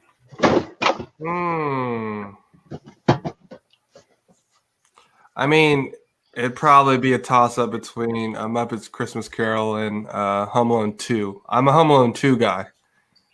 Home Alone 2 is dope. I knew it. I knew you had it. You like it has Donald Trump in it, right? Yeah. Is there a Donald Trump Home Alone 2 pop? No. And would you own it? This Would is you the Like a vital character to the plot of that movie. I wouldn't was mind a not. Donald Trump pop if he was eating his pizza backwards and it was stuffed crust, you know, from Pizza Hut. You remember that commercial? Yeah. No, I Just don't. joking. I don't want a Donald Trump pop. No, I want some. Did somebody was told, was that you, Strickland, that told me that on Disney Plus they cut out the Donald Trump bit? Yeah, they cut the scene out. Yeah. What the I thought it was petty ass hilarious. shit, man. The most vital scene of the movie? What? Yeah. The whole movie fall apart. Like they're calling it the Argento cut. The Goblin soundtrack is just Dude, could you imagine the fucking Argento cut of Home Alone Man. There'll be some Isn't that dope? with that goblin Right. music? This sucker's a grail too, right here. Damn, how many Christmas Story. Home Alone pops do you have, bro? This is Christmas Story. Okay. I was like, are you I still told you showing all not these to off? Dude, there's only 4 in the set. I thought you had like the whole like Kevin's whole family or something. I was No. He like, started It's showing just- off Christmas Story It's pops. just Harry and Marv, and the then Wet there's- Bandits. and then the Wet Bandits, and then this was. It was just 3 of them. At first, there was just 3, and then like last year, Target did an exclusive, and that was this one. Kevin Malone, aka Jigsaw. And it came with like the hat that he's wearing, it came with, like a little beanie hat. Nice. But I saw it. I just wanted to show. Yeah, 'cause- sell those, bro. Yeah, what do you? No, those Why I you gave it to why my you mom. specking on Home Alone pops? That is a I weird got stretch. you. I'll got give you that. my mom is a huge Christmas so I bought Kevin for myself just because I love Home Alone, and then she loved him, so I bought her the set. So that's why I had to go get him out of my mom's room. Like I bought this for my mom for Christmas last year, so they're technically hers. Okay. Sell them. You're just stretching them out. No, You're just they're hers. You're just I got- keeping them, right? You're just keeping them. I'm selling. I'm this just shit, joking, man. I was just I'm joking. selling- We're just but, hey, joking, look at Dylan. this one. Yeah, man. Yeah, see, I still haven't even seen it yet. Krampus. I still haven't seen Krampus. That's I next got week. all the Yeah. Krampus Funkos, bro. They're fucking awesome. But this one, he's in like the Santa outfit. All right. I'm Shit, sorry man. we said prove it, Dylan. We didn't want to get a pop show started here. Hey, yeah. Well, next time, don't make me prove it. Nobody made you, young man. Look, now what? I had. I'm to. out of here, I man. had to. Brooks, what's I your got favorite to put it traditional back. Christmas song? He's got I know He's it's so going to surprise annoyed. everybody, but it's a Charlie Brown so Christmas. annoyed. Yeah. Like it's such a simple movie and a short is. movie. It's like it gets right to the point. You know. I've always loved those Peanuts characters. Yeah, you do. Yeah. The Grinch is good too, the animated one. Yeah, the Yeah. animated No, Grinch is like the only good one. Yeah, it's Jim It is Carrey the just other one. annoys the crap out of me. That's fantastic. Yeah, I hate that I one. haven't seen the new one. Is Mask of Phantasm a Christmas film? It's during like it's snowing. It's during snowing. Guys, Yeah. always snowing in Gotham. No, it's not. It's just dark in Gotham. It's Freeze, Mr. Freeze. I know it was released in theaters around Christmas. Yeah, it was. I don't remember if it's a Christmas movie. Was Bruce doing karate in the snow? I can't remember. She's ha ha. With no shirt on. That movie's great. Yeah, Oh, that movie's phenomenal. Never not freaking don't knock past phantasms. we weren't. It is funny though when he's out there like ha. He is outside. No, I must practice. Ha ha. Yeah. He's got like the gi and like the black belt on. He's just out in his yard. You have like a Cobra Kai headband on. Yeah. Like, we get it, you're Batman. You don't got to stretch on us with the gi. Ah. Let's trust your Tommy to strike first. Strike hard. And to show no mercy. Speaking of Cobra Kai, y'all see that Cobra Kai trailer, bro? I haven't seen it Yeah, yet. man. Yeah, I want to. I saw it came out. Is Miguel dead? Is Miguel dead? No. He's not. Miguel's dead. They literally ruin it all in the trailer. He breaks his neck. That's why I didn't want to watch the trailer. Are they gonna have? Yeah, I haven't watched the trailer yet. I'm scared because I don't really have like start off with Miguel's funeral. They're like, "Oh, Miguel," and like, what's his name? God, now I forgot the main character's name. What's his name? Johnny. Johnny like leaves everything behind. It's so sad. I love It's- Cobra Kai. I feel like it's- it changed my life. So Cobra Kai never dies. No, I changed your life. High school fights, man. High school fights. Who knew? Yeah. we're You gotta be never, that we're intense. never liking Cobra Kai. Yeah. That's These things insane. put the Matrix to shame, man. At the end of Cobra Kai season 2. Shoot, yeah, man. All that fighting was real. What's up with that? What's up with that? Nobody's stopping them. Nobody's Okay, hold on. stopping them. Speaking of Matrix, Pussies, speaking of Matrix, Yeah. is in the Matrix, the first one, when Neo steps out into the building, he's like, whoa. Is that a callback to Bill and Ted? No, he just does whoa. That's just what Keenan. I always That's thought what it kind of Keenan was does. like a kind of a wink and nod. Yeah, I feel like it is. I don't think it's a wink and nod necessarily to Bill and Ted, but it's a wink and nod to the idea that he was perceived in a kind of dullard, stony kind of Yeah. way. Yeah. He's awesome. It was a weird stretch, Fable. I've been thinking about it. That's all I do is think about Bill and Ted. So I just got this Matrix comic book, so it was a good It's the segue film. for me. It's the film of the year, though. To be honest, Bill and Ted's Face the Music is the film of the year. It doesn't have much competition. No, it doesn't. All it had to do was beat out New Mutants. Yeah, Bloodshot. I still haven't seen Bloodshot. Tenet though, so Me either. Me either. That came out. It's out. yeah, Not no, yet. Like the 15th. Dang, I need to get that. The 15th. I have access to it, but yeah. And then we Wonder Woman's on Christmas. Yep. Yeah. I don't see that being better than Bill and I got Ted. HBO Max, so I'm like, why are you doing this, Warner Brothers? You're just dropping films on HBO Max where people already have paid subscriptions. Bro, they're gonna do that for all of it. They're gonna do the Matrix on there, all that. Yeah, I'd rather get it pay. I'd rather pay monthly for HBO Max. I get all want to the see it. movies. I mean, I got a new TV. I got this big new TV, but at the same time, I miss the theater. I miss going. Oh, yeah. The whole experience, the whole theater experience is completely different. And I wanted to yeah. watch Tenet in the theater. There's so many movies I wanted to watch in the theater this year. Well, not really, but a good bit that I want to actually experience in the theater, so I could Yeah. enjoy them. But you Of know, we course. At least we get to watch them though. I'd rather True. get to see it instead of wait another damn year. Like I wish they would have just put out Halloween on digital, but right. I like You at should least get they're not Halloween. doing- like, dude, you guys paid how much for Mulan, that shit can movie? That, And now oh it's free. God. Now you can watch it and they literally said they're like, we're gonna charge it for like a month or two, and then it's gonna go be on there for free in 3 months. It's like, yo, so Well, I'm gonna just wait I'm gonna just wait. So and I'm not even watching it first off, but so I'm glad HBO Max is doing that. Spoiler because, alert! like, Spoiler alert! It's trash. I know. I saw your review, and I don't need to watch it. What are you talking about? The Mulan. Mulan review. Oh yeah, fuck that, man. These movies, they got to release them. They can't just make these movies spend millions, if not billions, of money on this Right. and not do anything. They're losing Yeah. money. They're actively losing money, And I understand the mean, position the theaters are in, but what do you do? Well, one thing you can do is not just be like, oh, our movie's going to release in theaters and HBO Max all next year at the same time. You can do what Disney seems to be doing and really focus in on cinematic level content for the home experience, because as much as we love going to the theater, and that's an experience that we have still yet to fully recapture, and it may still be a little bit further down the road, but I do believe we have a light at the end of the tunnel now that seems to be making everybody feel a little bit better as the return of theaters, hopefully. But most media is consumed at home now in this long form episodic format. People love that. They love these shows that are like, like 13-hour long movies, basically. Like they love that kind of stuff. And it was kind of spearheaded by HBO back in the day with shit like Oz and Sopranos and Deadwood and whatnot, right? Right. And so Entourage. And so Disney's really embracing it, I think, and I think they're doing a great job. And to answer Fable's question, yes, guys, what do you think of the Disney mega drop yesterday? Now, we don't have time, obviously, to get into every nitty-gritty detail about every single announcement, but I'll just go around the table, this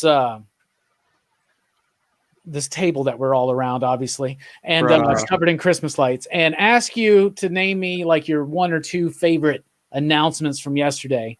And we'll start with me. My favorite one is that John Watts is doing Fantastic Four.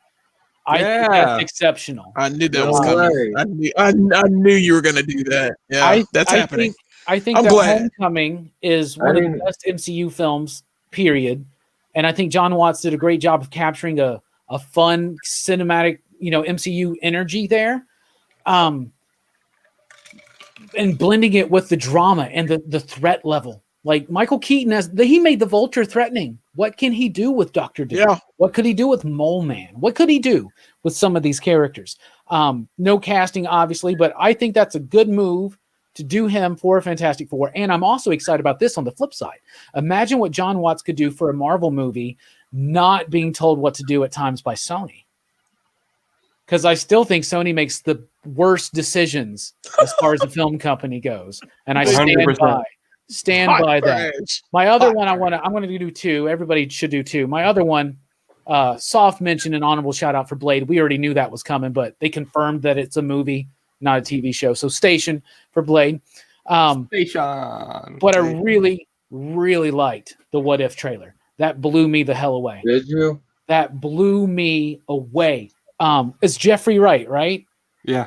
Oh my goodness, his voice and the speech, and like me and Brooks been going through these What If issues for Comics Revisited, and we're praying now people will actually fucking start watching them, because they're like the least viewed episodes of Comics Revisited.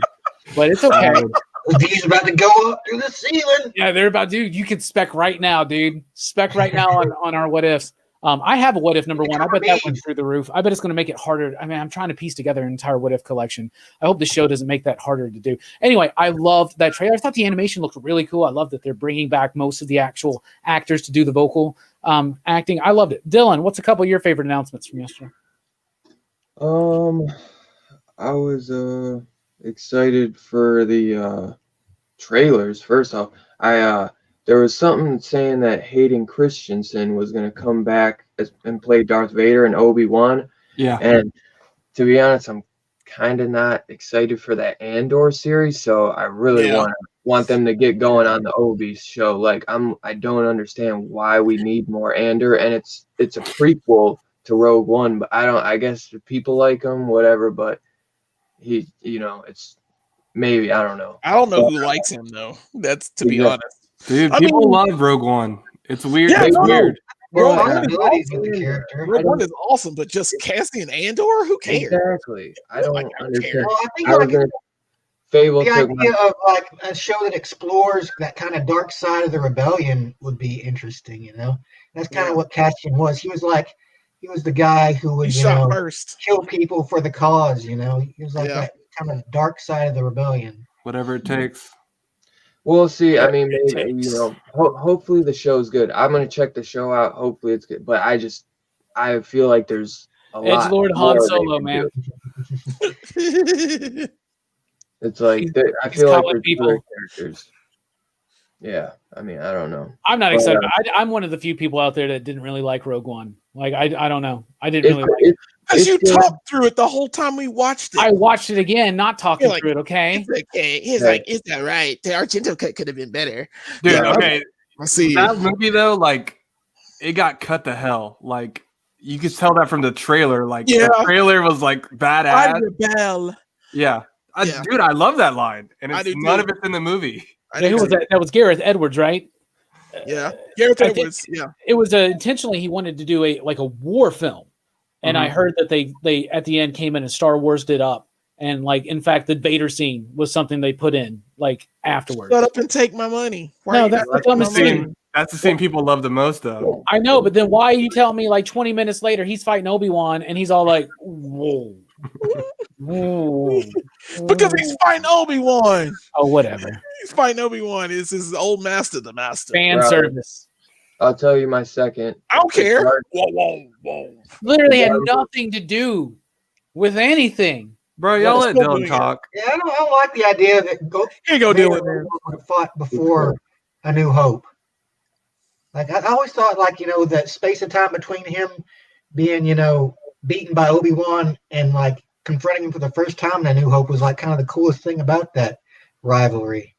It's like, Yeah. like he hadn't seen him, and like someone's like, "Now's my chance," And then he's just like, whoa. All right, yeah, but you're right. Anyway, let's let Dylan continue his thoughts because we asked. Sorry, him. Dylan.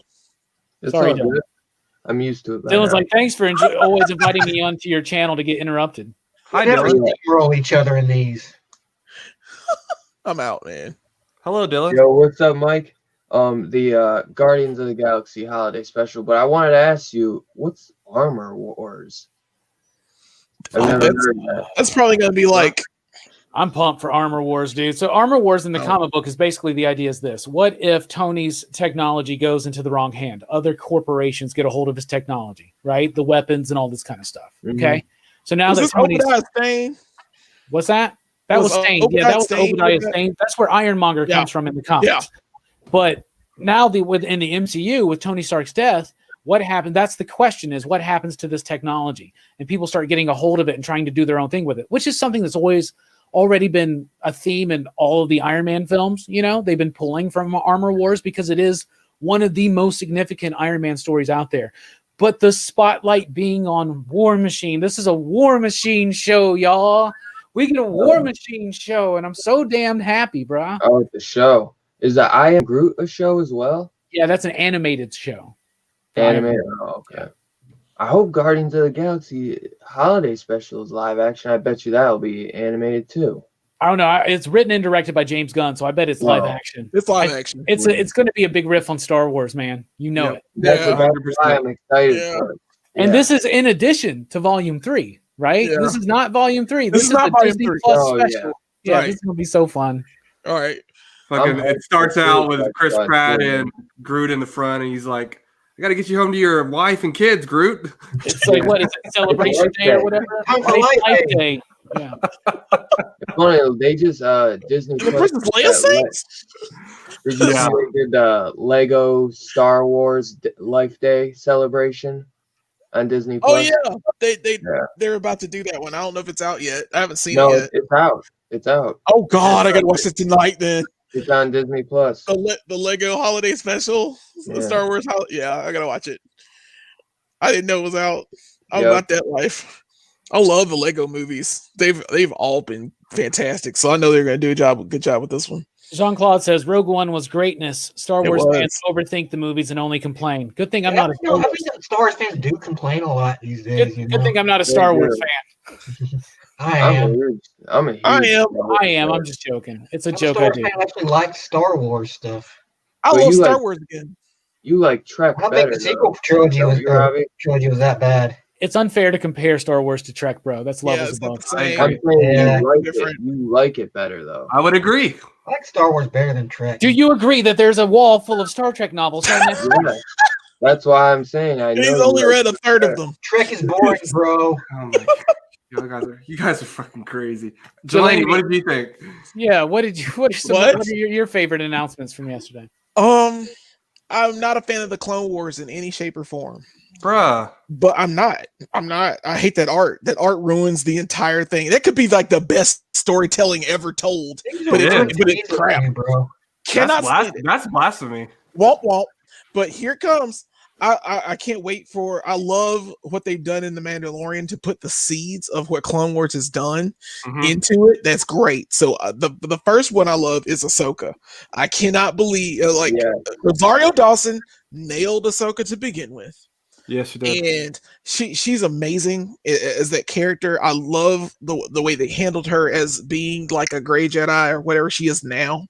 It's fantastic. So I would love to see a show based on that. And I want to see Grand Admiral Thrawn. I want to see all that stuff, man. I can't wait. I cannot wait for that show because it's a Jedi TV show. And if they could get Sebastian Stan as Luke Skywalker, they might be hitting at that and Thrawn might have nothing to do with the Mandalorian stuff, and that's going to tie into Ahsoka's solo series. That's what they need to do, man. Ahsoka live action. Dave Filoni's like in charge of it. Yeah, no, I want Dave Filoni and Jon Favreau in charge of that. Now I know a lot of these shows won't have it, but I cannot wait. And then my second from this list is Hawkeye, because I really want to see. I really want to see her. What's her name? Gosh, Kate Bishop? No, not Kate Bishop. The girl that plays Kate Bishop. Oh, Haley Steinfeld. The girl in True Grit. She was in True Grit. Yeah, I love True Grit. She's the best character in True Grit, the remake, and I want to see her play Kate Bishop because I saw those photos the first time. Bumblebee too. You're nailing it. Yeah, she's in Bumblebee too, and She's really good. Yeah, and the Bumblebee is the best Transformers movie. I said that too. That's what a lot of people say. But better than 1986's animated movie classic. You got the touch. Bum, bum. You got the power. That's different. I'm not talking about the Bayformers, the closest Bayformers. This is the best. But yeah, I can't wait for those two shows. Specific because I can't believe they dropped so much. There's too much to love. You're right. Blade was incredible. Well, I can't wait for holiday. I can't wait for the holiday special. I love Loki. Yeah. There's just all these. Right, don't name them all, man. We still got two more people. Naming them all, but I love these. So this was this was an investor's presentation, right? Yeah. And so I get the feeling that first of all, Warner Brothers made their HBO Max announcement, right? Mm-hmm. And then Disney. Warner Brothers, these big time studios, have been losing a lot of money. So the investors are like, "What do you got for us?" And they're just like, "We're pitching." Boom. And they're just naming shit that is probably not actually going to happen when it's meant to happen. A lot of stuff out in the future. I love how a year ago they're like, "We're taking a break from Star Wars," and then they're like, "Just kidding, Mandalorian's a hit, bro, all kinds of stuff." It's crazy. Jay Strick, what about you? What did you like? Oh man, there's so much to choose from. I am a big Star Wars fan, so I am very excited for the Bad Batch animated series. And for the chat who doesn't know who that is, they're basically dysfunctioned clone troopers that don't have the chips in them. Yeah, defective, but they're all badass. And so they don't have the chip in them. So in the trailer they show that Palpatine's arrived. When Order 66. Yeah, so what happened with Rex? Because apparently Rex got his chip removed somehow too. Yeah, he did. He in one of the Clone Wars episodes. I think. Oh no, in Rebels. I wouldn't know. No, it was Clone Wars. Clone Wars. Yeah. They mentioned that he did in Rebels. He mentioned that it happened, but they never showed. Yeah, I think Ahsoka takes it out. Anyways, I'm excited for that. Makes sense. I'm also I totally forgot they were doing Miss Marvel, but I am I love the diversity of it, so I'm really excited to see how it turns out. That's a great character because she's a very easily relatable character from any comic book fan because she is a major fan of her favorite. I got the Avengers game that just came out for the Xbox. Yeah, I played a little bit of it. It starts out basically with her winning a fanfic contest and getting an invite to Avengers Tower. She writes fan fiction. She really does. That's canon. That's awesome. So I'm excited for that. Honorable, it's not even a mention. It's just a mention really because I saw that they're not going to recast Chadwick Boseman. So that makes me think that they're going to bring Killmonger back. I feel you know what I'm saying? I feel they're going to have to do something. He got to do something because they Bro, gotta recast. the only it. one that could bring would the both mantle be is fine. Michael B. Jordan, man. So like, That's I feel true. like they got to go that route or just stop doing the movies. You know, I what I'm saying? got a theory about this. So first of all, I understand Why they're doing it? why they're doing it, but I think that they need to cast a new T'Challa eventually. Yeah, they have to. So what I think is we need to take from the announcement is that they're saying they're not going to recast T'Challa for Black Panther 2. Okay. So I think, and they said that they're instead going to focus on the world that they built up around Wakanda. So I wouldn't even be surprised if we get a title change and it's something like World of Wakanda or just Wakanda or Wakanda Forever or something like that, right? Sure. There was a lot of talk about Shuri taking on the mantle, but she's had some personal difficulties. But they did say that she would have more of a role. So I think it's going to be more about the Dora Milaje and Shuri and all them. But I think they should leave it open for in the future, after some years have passed, to recast T'Challa, because that character, and I understand that we got to honor what Boseman did, and I have mad He respect did a for great it, job. but that character is too important. And if that character has to live on. Do you get what I'm saying? Yep. So Yeah. He ain't dead in the books. And the character's too important yeah. culturally, I think. So What the heck are they gonna do for Black Panther 2 then? That's so weird. but there's a lot of stuff because they're even in the Ta-Nehisi Coates stuff. There's side stories like World of Wakanda, like expand out the Dora Milaje. What happens if so let's just say this. Let's say T'Challa is off in space with the Avengers doing some shit, or he's off in space with Captain Marvel. He's away. What happens when Wakanda gets attacked?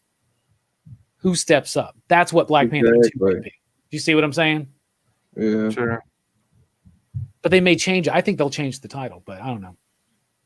We'll see. Kind of sad there was no like X-Men announcements or anything. Yeah, that hurts. But they got a while to do that. They're taking their time with that, as they probably should, because you got to really let that taste get out of your mouth of Fox's X-Men films. I mean, yeah, you're right. There's some nuggets They of killed gold in there, but there's a lot of shit you have to dig through to get to it. Brooks, speaking of digging through shit, what are some of your favorite announcements and things you saw from yesterday? The what if trailer had me really intrigued. Like that looked really interesting, and Loki too. Yeah, Loki Loki be a is lot of fun. Yeah, Loki looks awesome. Especially at the end where he has the vote for Loki, the Yeah. campaign pen on his. Made me think of straight from the maybe when comics. Lex Luthor ran for president. Well, it's straight from Freaking- the comics, the vote for Loki or whatever, right? Loki for president, Yeah. like something Yeah. like that. I bet those Yeah. prices went up. How weird was it seeing Owen Wilson in that trailer? Dude, that was It great. was weird. Y'all loved And he's it. part of the TVA, Time Variance Authority. Yeah. Like, I love Yeah. that shit. That's Walt Simonson stuff. He created that in Thor, and he had a whole story in Fantastic Four about it that I loved from back in the day when I was like a kid. Ah, good stuff. Yeah, That's a man, really great good trailer. announcements. There's a lot of Star Wars announcements. What's that Acolyte? There's not much. What is the High Republic?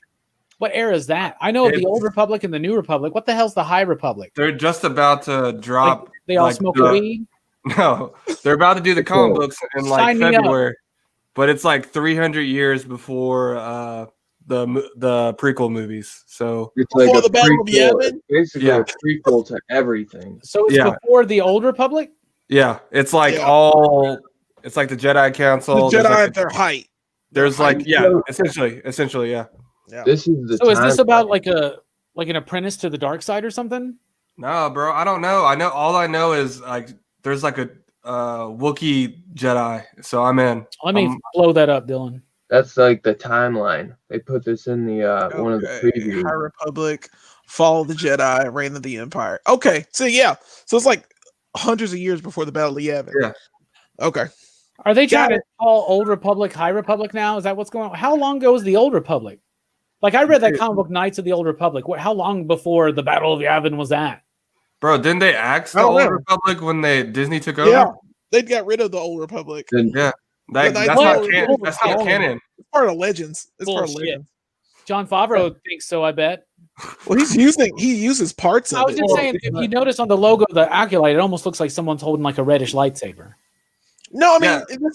this is when the Jedi and the Sith split because there's like a schism in between their philosophy, and it turns into the light side, the dark side, and the gray area. Yeah. And this is when it starts. This is basically the How do you Jedi. know so much? This shit hadn't even come out yet, man. People are They're like, all- No, they were talking. They talk about this shit. They speculate all this shit. Yeah, they're also People doing are like getting a hot a little bit. y'all crazy original. with all this shit. Y'all They're doing Star like Wars an people. original comic graphic line, all that stuff with it too. Yeah. So there's going to be graphic novels and comic books. So this is replacing the Old Republic shit, I guess. This is when It's called the schism High begins. Republic, but The yeah. High Republic. Yeah. The High Republic. Okay. Bro, guys. Yay. Who Okay. cares? Star Wars is great again. Yay. I'm so Says excited. Delaney after watching like 15 episodes of The Mandalorian. Hell yeah. Bro, this Hell, season that's is all I really needed. freaking Oh, I haven't good, watched the man. new one. There was a new one. Is today, season wasn't one? Is season 1 or season 2 better?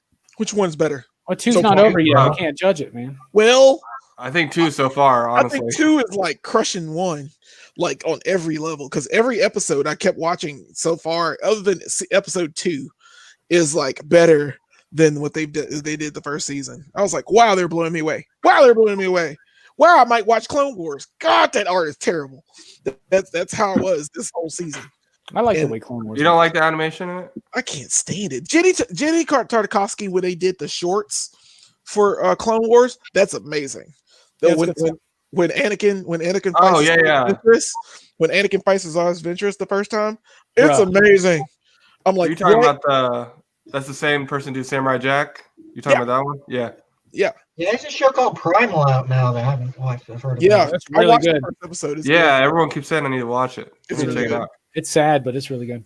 And tell Fable, I did not watch Rebels because that art is terrible too. I Oh, watched the bruh. first Great, 2 episodes. dude. It's so much story though, and everybody's like, "This story is great and rich," and I'm like, "I really want to watch it," and then I try to watch it, and I'm like, "That art is terrible." And Robbie knows me. Robbie knows me.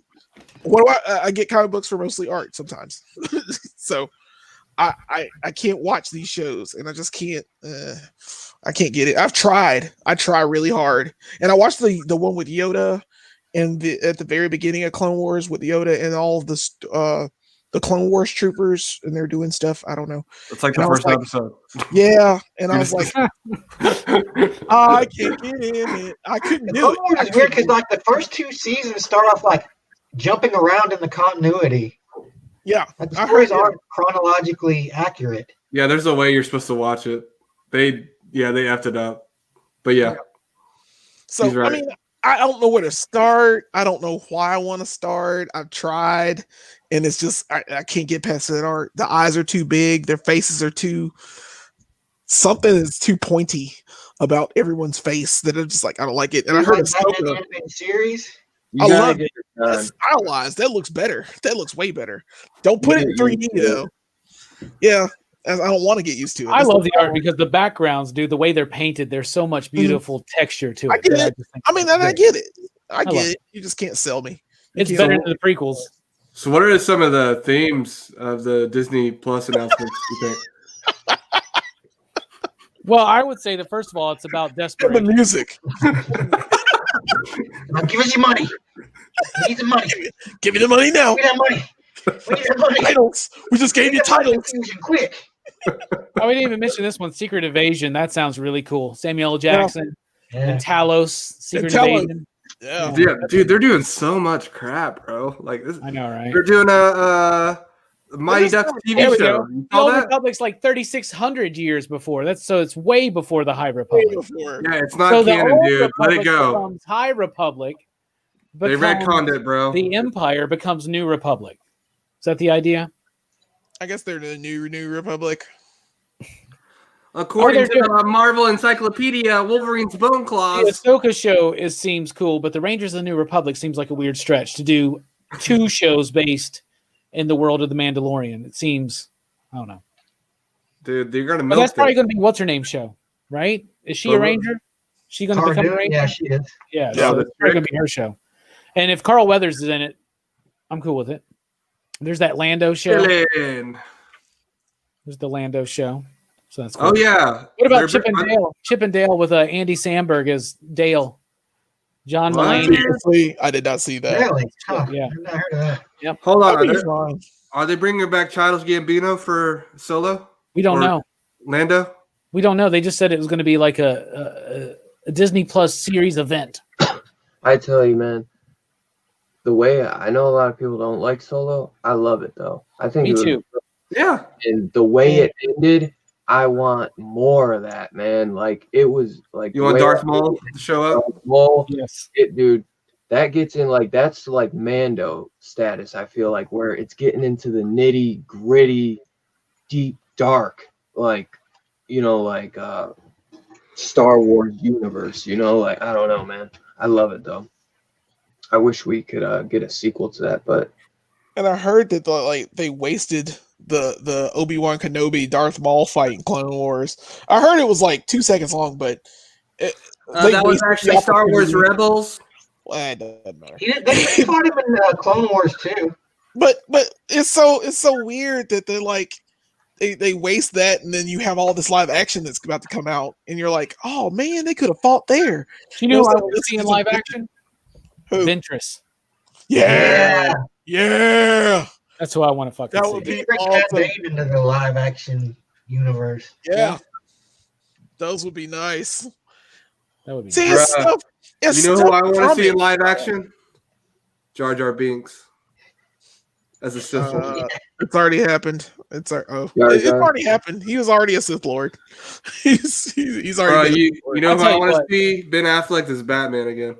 Dude, this is what's fucked up. Fuck Everybody you. was talking about Fuck Charlie you. Cox was going to be in Spider-Man 3 as Daredevil. They got it wrong. It's Ben Affleck. He's coming back to play Daredevil. Bruh. They're gonna Oh, yeah, reenact yeah. they're gonna reenact the playground scene. Wait, Yes. so that means. Oh wait, so that means they're gonna have a director's cut, like a year later. Oh, wait. That we're gonna have to watch. But Coolio will be in it. Ooh. And John Favreau's involved. Don't you like that guy? He's in that Daredevil movie. And Ice Cube's gonna be Kingpin. Bruh. No. But he's Wesley. And instead of being like, yes, sir, he'd be like, yeah, you got that shit, motherfucker. It was a good day. God. You should not have embarrassed him in front of her. God, I can't wait for Kingpin. If they get him back, oh my God, I'll cry. I'll cry all day. Bro, did y'all know he was in freaking Men in Black? Yeah. I did not know that was him, bro. Yeah, that was him the whole time. That Maybe was the because his conversation. face was deformed like half of the movie. That's why I couldn't like recognize him. And he wasn't huge. He wasn't as big as he is now. Yeah, and bald. But he did a great job. Oh God, that Kingpin is, I told you Daredevil is the most complete television show. It has a beginning, a middle, and an end. And they do such a great, it's told so well. I still Through haven't the seen eyes season of 3. Kingpin. It's so I gorgeous. still haven't seen season 3. Really? You Yeah, gotta watch really. that bad boy, man. Dylan, tell us real Yeah. quick, what's coming up tomorrow on your channel? The Silent Night, Deadly Night, part 1 and part 2 review with I'm not sure who's gonna be there. Is straight. I know Mike said he'd be there. Me, you, Mike, and I I think was trying Brooks to will think be of a time, like 8, Yeah.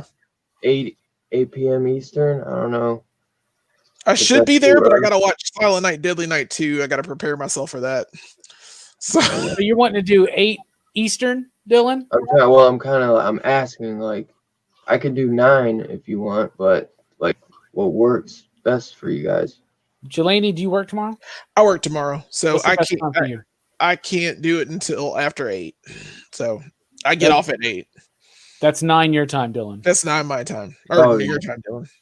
I'll tell you what. I'll just pop in. You're good.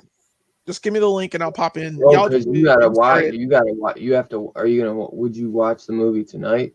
No, I'm watching. I've already seen Silent Night, Daily Night. I'm watching the second one tonight. That's what I'm saying. That's what I meant. So Yeah. if I did 9, would that work? And then even 9? if you're a little late, like if you're 20 Yeah. minutes late or something. 9's good for me. All right. That's 9 p.m. Central. Central for me. So that'd be like 10 for you. Pacific. Or Oh is that no. 9 East. Or you mean, Yeah, I was saying Eastern. Yeah, my bad. so that'd be 8. Yeah, that's our like time. 10 for you. I Yeah, thought you West said- Coast. Would I 8 will- work for you?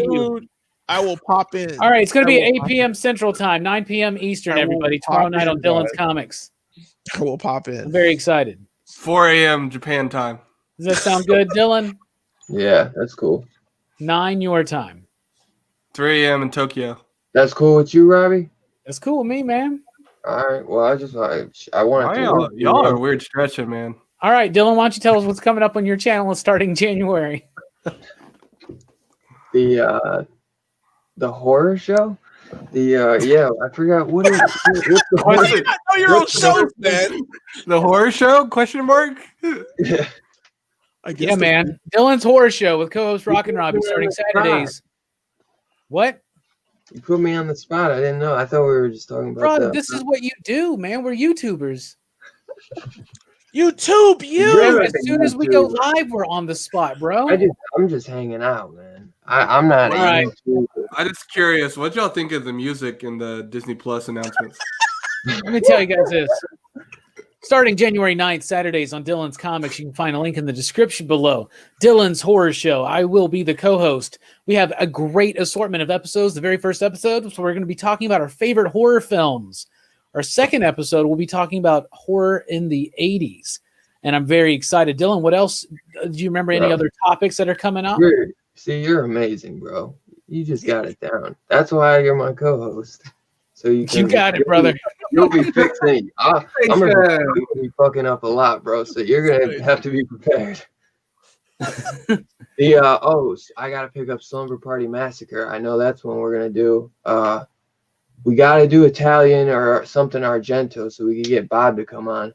And eventually, man, I want to get like all of us to for a little bit. It's gonna be me and Robbie getting it started, but we want to have guests on too to come hang out. So, dude, it's gonna be like this, but kind of different because we're not just gonna review movies. We're kind of gonna discuss them, and it's gonna, man, I think it's gonna be crazy fun, bro. Like, if you go back and watch some of my live streams with Robbie and everything we did, we never discussed anything we were going to talk about. It was just like, yo, you want to hang out? And we would go off the cusp for like hours, man, and just talk horror. It's probably some of the funnest conversations I had last year, honestly. And that's basically what it will be. Obviously we're going to go in with a plan, but we're going to just, it's going to get wild. It's going to be fun. And that's what 2021 is going to be all about, bro. Seriously. Hell Dylan's yeah. Horror Show. Here are some of the topics. I'm doing it with you. Yeah, man. Here's some of the topics we're going to do randomly. We're going to do creature features. Yes, sir. Right? We're going to do the Psycho franchise. Which, by the way, today's the day Psycho. Today's all four. Today or all five. Yeah, all five actually. Yeah, man. Today's the day Psycho takes place, by the way. December 11th, Friday, December 11th. Universal Horror. All right. Horror on TV. The work of directors like Larry Cohen, Joe Dante, Eli Roth, even Rob Zombie, Stuart Gordon, Wes Craven. We'll be talking about vampires, slashers. Oh my goodness. Ghosts, horror in comics. John Carpenter's work. Oh my goodness. Well, you don't believe in ghosts. Garrus. Yes. We're going to be doing single movie reviews occasionally. Like, what do we got here? We got Night of the Creeps. Yes, sir. Slumber Party Massacre, like you said. Audition. Tremors. Urban Legend. Urban Legend. Yeah. I've seen that one. You haven't? I was thinking Urban Legend. You're coming for that. You're coming for that one, Jay Strick. That's a 90s horror flick. Yeah. Remember England's in? It's like a little more new. It's like a little more kind of, it's after that Scream, after all the Scream stuff. Yeah. I think you'd like that one, honestly, man. So I want to get you for that one. I don't think it's a good film, but I'm excited to revisit it. With don't? Oh my god, I love you'll it. probably I haven't rewatch seen it since I haven't seen it since my snobby movie theater working days. Yeah. Oh, okay. See, man, I grew up with I that. thought Skull and Bones was way better. So, Really? I got it. Yeah. Really? Bro, wait, hold on. Wasn't there a movie where Snoop Dogg was like Bones. Bones. We got to do Bones. There's like a Scream Factory of that in there. Yep. Yeah. That's hilarious. I forgot about that. There's some good ones, man. We talk about we got to do Night of the Comet. We got to do The Burning. Yep. We got to do Night of the Comet. Oh, it's awesome. Yeah. I haven't seen The Burning. You're literally just, I love it. You're just continuing Horror Fest forever. Yes. Basically. Forever and ever. Meanwhile, on PCP channel, we're watching Josie and the Pussycats. And Josie and the Pussycats. God help us all. Spin around. Oh, I'm so excited for Josie and the Pussycats. Why do you? I Have to love keep it. I gave Dylan was like, "What movies you guys doing?" I was like, I gave him the list of movies we were doing in January and February. He's like, "I'll do Boys in the Hood." Hey, That's good. That was it. I was like, "You don't want to do Bro. Josie and the Pussycats, bro?" I never seen it, but I Oh, don't dude, think I you would want love to. it. It's really dude, fun. Rosario Dawson, Hey. man, come on. I haven't either. Rachel And Lee Cook. Rachel Lee Wait, Cook. maybe I did. I Tara think I did Reid. see it. It was in the theater when I worked there, so Parker Posey. Parker Oh, Posey. that's why. Alan That's why Cumming. we're watching that. That's Seth why we're watching it. Green. Is Seth Green in the boy band? Yes, de jour. Yes. Oh my Did you- gosh. Oh God, I have seen this movie. Backdoor lover. I blanked this movie out of my mind. I fucking I love have that seen this. movie. No, it's so bad that it's good. It's one of those. I know that Delaney had to have seen it because Brooks knows that I watched this I movie remember. like crazy I back in the think, day. yeah. Well, I mean, in the theater, I think I saw it in the theater. Oh God, I did blank it out of my mind. It's like the second American Pie. I try to forget. That's not the wedding one, right? That's the third one. No, the wedding was crap though. The wedding was crap too. Bro, I give it a 4 or 5 Wedding? because I I love blocked the out. wedding one. The That's second the one is with- the one. That's the one with the Avoided pubes and the American Pie wedding sequel. cake. So Yeah. The second one's the one where Jason Biggs goes to band camp. And then he eats Yeah. his shit. Yeah. They just did it. They released a all girls one just recently, like a month ago. It was a Yeah, I heard new about American Pie. Done, and there's like a girl Stifler. It was not that good, man. Dude, I there's like watched 20 of them damn films, man. yeah. I've seen them all. I love. I grew up. Stifler's little brother. Weird fucking stretch, Dylan. I love it. He's like, I've got every single American Pie movie, and I I got every know. single fucking. Dude, I Yeah. got the Scream Factory, I got American Pie, dude. No. Have you seen the them Argento all. cut though? Because in the Argento cut, he actually slices his dick before he fucks the pie. I only own the first 4 though, like the original And 4. it's super close. I don't own any of the spin-offs, but I've seen them. They did a shit ton of them. When we worked at Yeah, they Movie did. Stop, man, I was like, damn, Oh. another American Pie movie. Another one. Yeah, bro. Yeah, Dude, Stifler's brother. I tried to work in the movie store and they wouldn't let me because I had a tattoo. Because I had tattoos on my arm. I was pissed, bro. Stupid, man. Just wear a Stupid. shirt. Yeah, it's stupid. Like we had jobs where like invisible tattoos, but they just wore like a long sleeve shirt Yeah. on the uniform. They would say something about it, and maybe it was like owned by some guy who was an ass. Yeah, he won't hire guys with tattoos. I'm like, bullshit, man. Man, I'll tell you this, dude. If you would have come to our movie place and put in an application, we would not have hired you. Oh, that's true. That's true. Because you're the Damn. boss. He's true. I'm just kidding. No, if you in the interview, I would have asked you your favorite movies, and if we would have kicked off a conversation about horror films, I would have hired you like a motherfucker. I know No, you would. I'd be he would- good. I'd be awesome. But at it's movie gone shit. now. Movie Stop's Movie gone. star. No, Thank he would have God. started his interview would be like, bro, I got all these pops. That's all I really got. Pops didn't exist when I worked at Movie Stop. Yeah.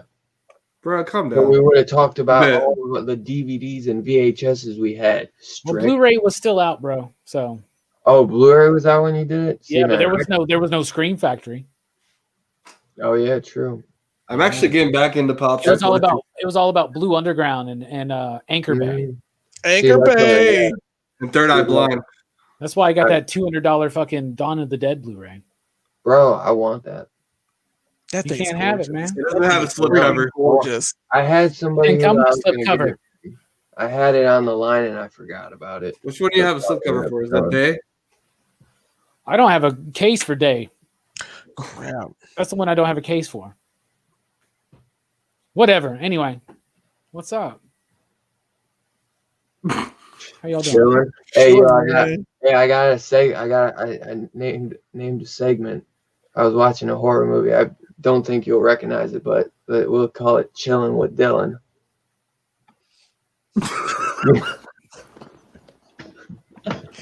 All right. Yo, I was watching, All right. Victor Crowley, the Victor by Adam Green, the Hatchet 4. And there's this goofy guy. You ever seen Scary Movie? The first one, the Doofy character. Yes. They're all You know, Doofy he plays like he plays a character in this, and he's like, I got a YouTube. He's like, well, I got 85 subscribers. He's like, well, not 84, because the girl just got killed. And he's like, yo, follow me. He's like, I got a segment called Chilling with Dylan. So I was like, I started cracking up. I was like, that's going to be a segment, bro. Hell yeah, man. What are you going to be doing? Talking about ice cream? Because you're chilling. Oh my gosh. I might talk about how pops are going out of style. Strickland's like, why did I come back to this? I remember. Why. You're welcome, Dylan. You're welcome, J Strick. Do your things, guys. Now, is that something you want to do on the Dylan's Horror Show? Like you want a segment chilling with Dylan? No, he wants one on the movie reviews. Here. I don't know. I don't. It was All right, ladies and gentlemen, it's time for our favorite segment, Chilling with Dylan. no. Chilling with Dylan. I don't need that. Yeah, I'm chilling. Dylan. Chilling with Dylan. Chilling Dylan. Yo, check out. I'm Dylan. I'm Willing Dylan. All this is a weird stretch. This is the weirdest stretch. Station for weird stretches. Station. Most bodacious bubble butt stations. No shit. Martian butts, man. He didn't call them bubble butts. He said, Bro, calm down. yeah, you're right. I need to calm down. I got to take a piss break. You'll ask the PCP Excitable crew some questions. I gotta do that too, actually. Huh? It drops out. Everyone just bounced. Fucked up. Like, oh, Robbie's leaving. Let's just all just fucking leave. Yeah, like they all got to piss together. Yeah. That's some weird shit. They're like their biological clocks are all aligned or something. Man, Hey. I tell you, I'm You're so sitting there excited like for Fernando. I was trying to drink water. Yeah. I'm offended and hate. That's your lady. He's the worst one. Anywho, so like, I haven't finished Ten of Swords yet. So is it good? I haven't either. I good. mean, all right. I mean, it's already over, right? Is it gone to the rate of X or anything? Wrapped up. Okay. It's the first non-issue of Marauders since Ten of Swords came out. So. Yeah, I picked Okay, that. I That's get all I that. picked up. I get I that. didn't get that sword. I was gonna get sword and last minute because I'm trying to drop Oh, some. good. Was it? I see. I I got all of them. I'm I just thinking, haven't man. read them all yet. I got all the Ten of Swords and I'm still behind on it. I've been behind on X-Men for kind of a while now. I like it, but I'm really thinking I wanted to just drop like everything and just stick to like X-Men, Marauders, and X-Force, honestly. Yeah, there's because- too many fucking X books right now. There Exactly. really are way too many at once. That was hard to Yeah. do. Well, I didn't read X Factor. I don't read X Factor. I don't read Cable. Cable. And see, I was getting Cable, Wolverine, and Yeah. shit, you know.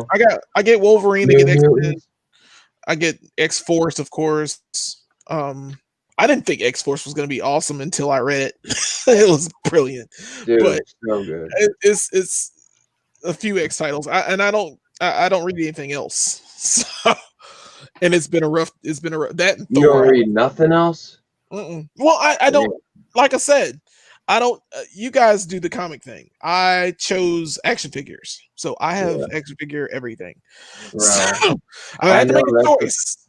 I had to make a choice, and I That's made why it. I'm trying to cut back on my books, bro. Because I'm like, yo, I want to get a figure here and there. I get a like a horror Blu-ray or something. It's like I end up not even reading a lot of the books. So I'm like, bro, I'm cutting like I'm keeping only what I'm really staying up on, you know. And it's like if I'm not staying up on it, just drop it. I honestly might even drop all the X-Men stuff, man. For real. I think I'm going to sell all my toys and comics and just focus on buying horror Blu-rays. That's what I'm saying. I'm just joking. We got a super chat from Mikey. He says, I want to know who y'all have as a fictional crush. Ooh. It's a weird stretch of a question. Give us some time to think about it. Enjoy the Joker video. By the way, his name is Hellboy.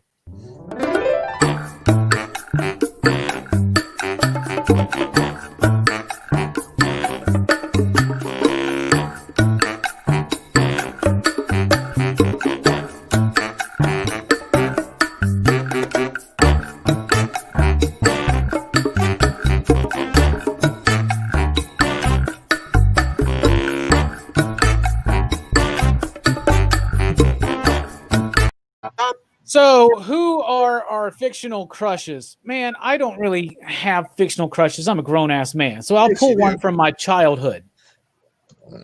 Kimberly Hart, Pink Ranger. 100%. Dylan, I knew he was going there. what do you think? I don't know, man. Maybe probably the Pink Ranger, honestly. Are you If just I, going to like- steal my answer, Dylan? You can't do Well, that. I though. can't. Well, I didn't have enough time to think. Okay, my bad. We'll come back around to you. Jelani. Chitara from Thundercats. I mean, That fits. For It- some reason, that fits, man. I'm like, if I met her in person, and I've every con I've been to, I try to find a Chitara and take a picture with her because I'm like, oh yeah, she's got that's a good outfit. What about you, Jay Strick? It's Chung Li. Nice, nice. Them thaws, they save lives. Nice one. Station. What about you, Brooks? I'd probably say Tila because she was like my first fictional crush. But like Big Barda's up there now too for me. Nice. Nice. Ooh. Watch them big girls. I like you, man. Good. Good on you, man. Good on you, son. What a weird stretch. Yeah, mine's probably the Pink Ranger too. Amen, You know, Jojo. that's a good one. Yo, Angelina Cat. Jolie I is choose Cat. Laura Croft. Oh, Laura Croft, Tomb Raider, huh? That's awesome. Yeah. There you go. Yep. Jessica Rabbit, Fable says, and Rogue. Lilu from Fifth Element. Yeah. Daisy Duke from Dukes of Hazzard. We are all weird stretching. No, we're not. man. These are crutches. I'll tell you one. Okay, I'll tell you one. I don't know the name of the character, but the dude that George Clooney plays in Out of Sight. I don't know that one. Buffy. Oh. Yeah. I know you're talking I about. like the time in my I like life where I had a the crush movie on one. I Buffy like for the sure. movie Buffy. Yeah. Did you? Sebastian Did you, Stan as Robbie? Bucky Barnes. He is dreamy. He is. Gina Carano in The Mandalorian. All right, Definitely not the guy who plays Mandalorian when he takes I think his helmet Mikey's off. got his $2 worth. Let's move on. That gummit. We were doing great. We're doing great. Megatron. Yeah, he's Shit. sexy. Shamu from Free Willy. Yes. Orko. John Mayer. Sexy whale. Timothy Oliphant in Mandalorian. Oh, bro. That hair, son. I should That say hair. Bullock from fucking Deadwood, man. I thought you were gonna say what's her face from Saved by the Bell. Kelly Kelly Kapowski. Kapowski. Oh, yeah. Look, I just broke him. Look at him. Yeah, son. It's been a lonely few months. Watching Saved by the Bell, playing Street Fighter 2. Oh my god. This is joking. I have been watching Saved by the Bell, but I totally stopped over the last few weeks because I've been watching Deadwood. So, and my crush there is Timothy Oliphant. Dude's so fucking It's cool. the Man. stash. It's He's the so stash. cool. It's just the intensity of him, man. Yeah, he is. It's not. I mean, I'm joking. It's not an actual crush, but it's just feelings of affection towards. I loved seeing him in Mandalorian. Oh, it was so great. Yeah. I thought he was So for cool. real, when he first shows up and he's wearing the Boba Fett armor, were was you not like, this better not be fucking Boba Fett? That's I not know. good. With that red sweater. It looked terrible. His Christmas Because sweater. it didn't fit him. It was ill fitting. Yeah, Boba Fett's badass in that show, man. Yeah, he is, man. He got He's got the dad bod, but yeah, he's he bad. does. I mean, it happens, bro. It's Aquaman's dad. Have some respect.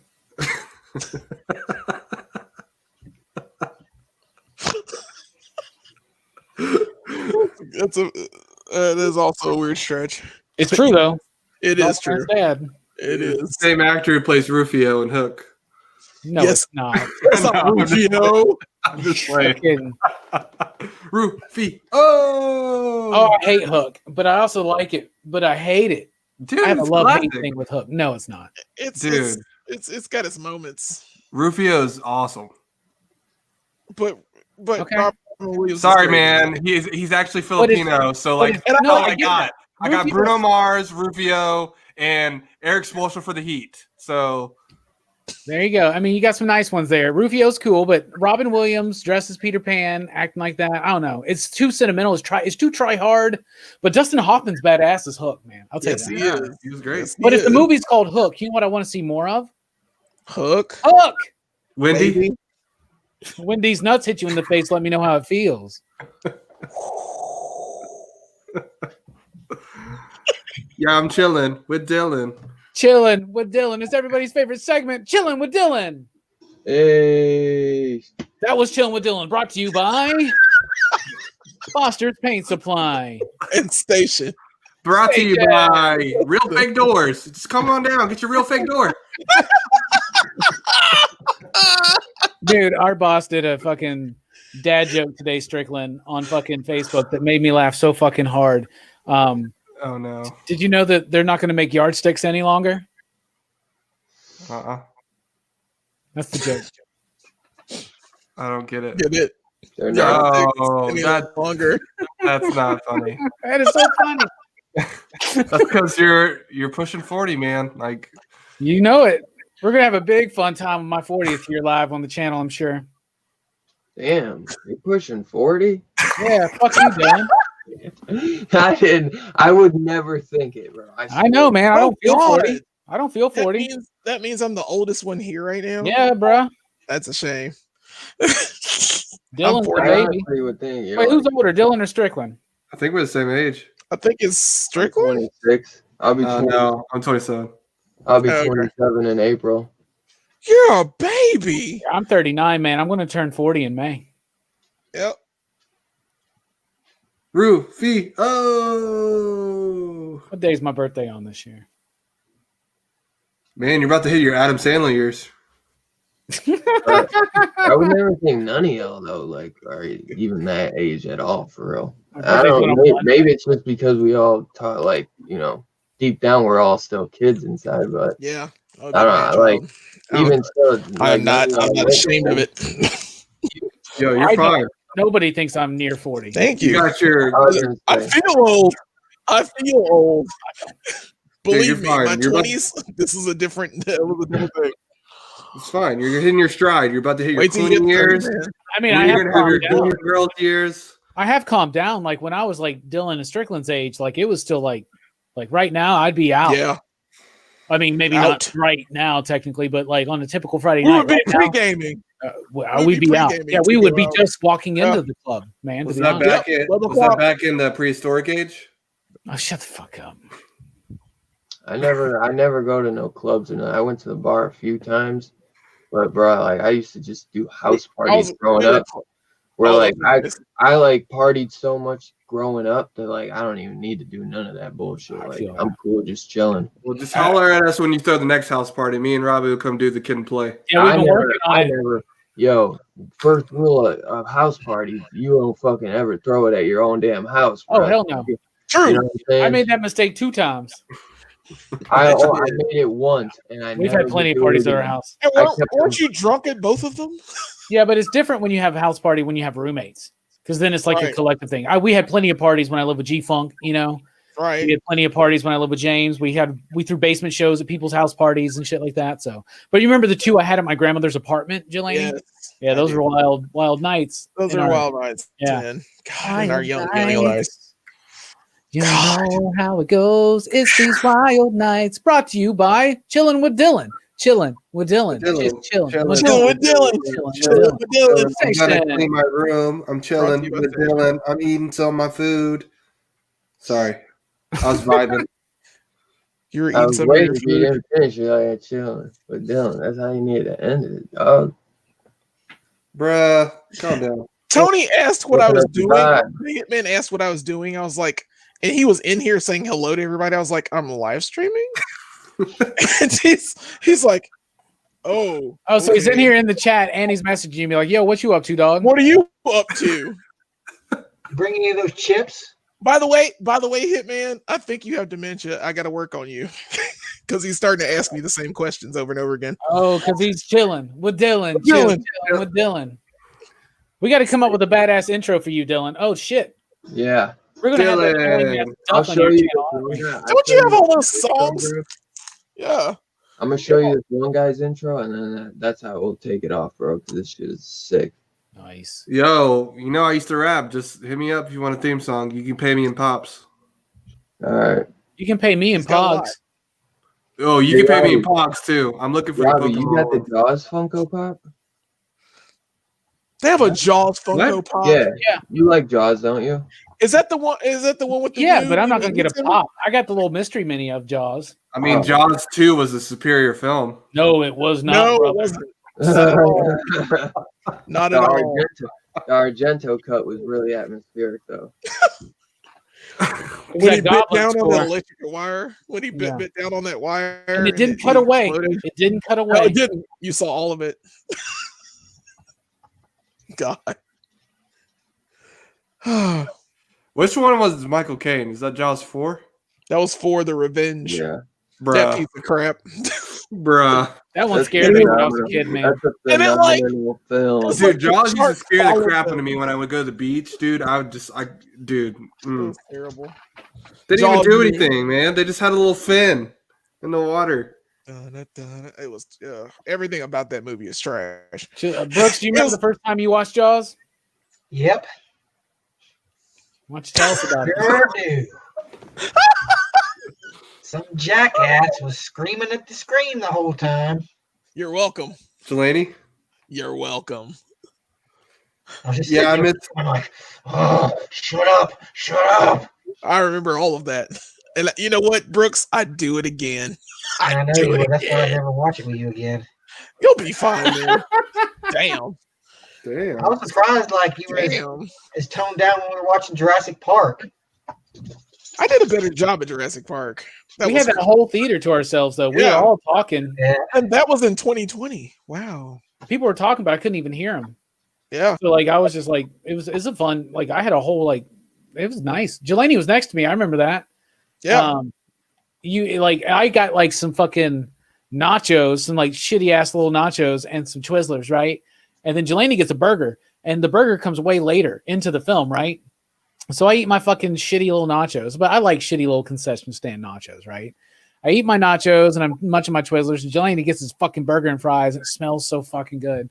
And I just want to be like, bruh, can I get a taste of that big kahuna burger? I would have cut that thing in half for you, man, because I don't Oh, think Tasty burger.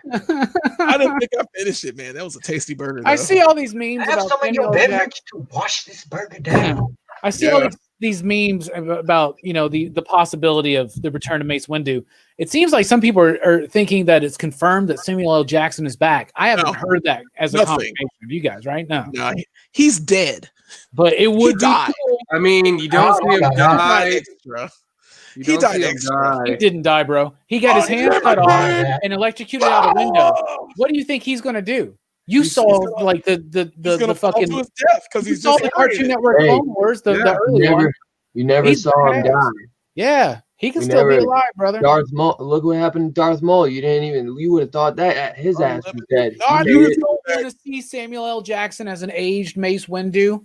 Yes, I dude. want to I see mean, him like I as a Obi-Wan cyborg. do. Oh, bro, come on. But he's dead.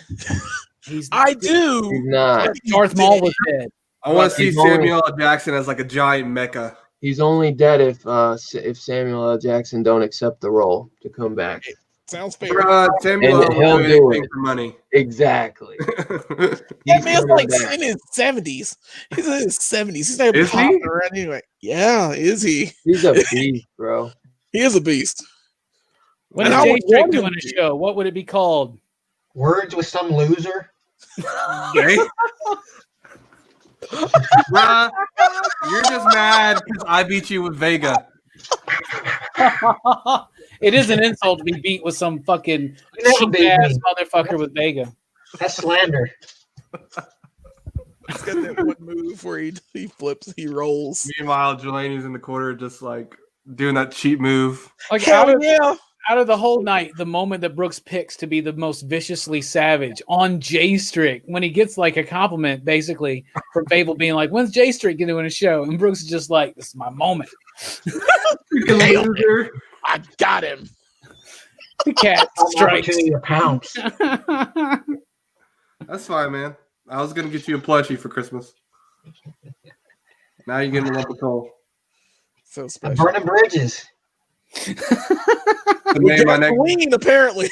that's the name of my next album, Burning Bridges. Before we answer the J Street question, Brooks has got a show coming up called Burning Bridges.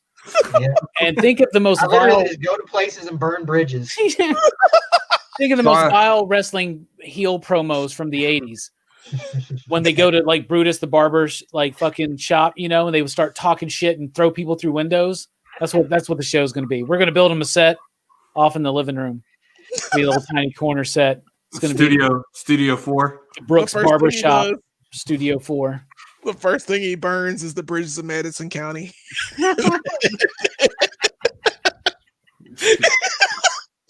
I like it. What about you, Jay Strick? What would your show be here? If you had your own show, what would you do? I don't know, man. Talk about comics. Out of everything, you talk about comics? You wouldn't start a show about wrestling or a show about toys or a show about Power Rangers or a show about any of the stuff. You would do a show about comics.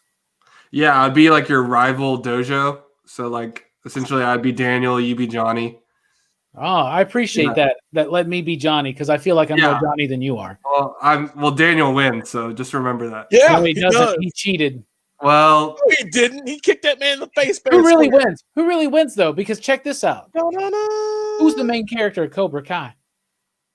Johnny and Daniel. But he's a loser. Johnny It's is. a loser. I relate to Johnny. You've been staying up late eating microwave pizzas and drinking beer. I cook my pizzas in the oven. And learn how to like use the computer like 30 years in. Look up Hot Babe. Yeah, I've been using the air fryer a lot lately. I still gotta get one of This those. man air fried a steak.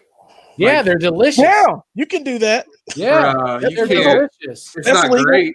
That's legal. Oh, bro, you don't even know. You gotta season it. You gotta listen. I know. how All to see it. steak is. No, he just all raw steak dogged it. is the season.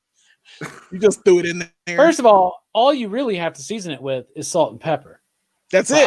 I like to get occasionally. I like to throw in Garlic powder, onion powder, garlic coriander. powder. Ooh, yeah, exactly. Maybe a little gotta bit of. I like cayenne pepper. Cayenne pepper would work. Yeah, There are a lot of seasons for steak. there's a lot. man. I actually like the Montreal seasoning. Yeah, That's a good Montreal's good. Yep, I Yeah. like that. I use that. Anything that is coarse, you got to have a coarse seasoning. If you find a coarse seasoning that you put on your steak, you can put it in, get a little olive oil, put that bad boy in there, let it sit for like about 20, 30 minutes. If Delaney did a show, it would be a cooking show, and I'd be his co-host, and that would be a fun show.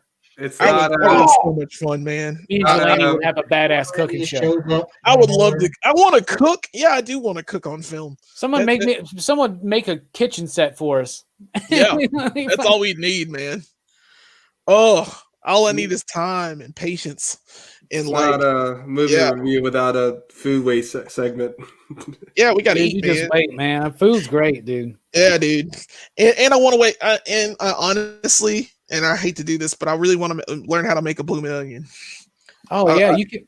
They seem easy enough to do. The deep fryer is the best method, obviously. Yeah. I mean, to use a deep fryer. People have tried them in the air fryers, and but it seems pretty gotta easy. You fry. basically just got to season the batter right and get the right consistency in the batter, and then you cut the onion in a certain way, and then you deep fry it, right? Yep.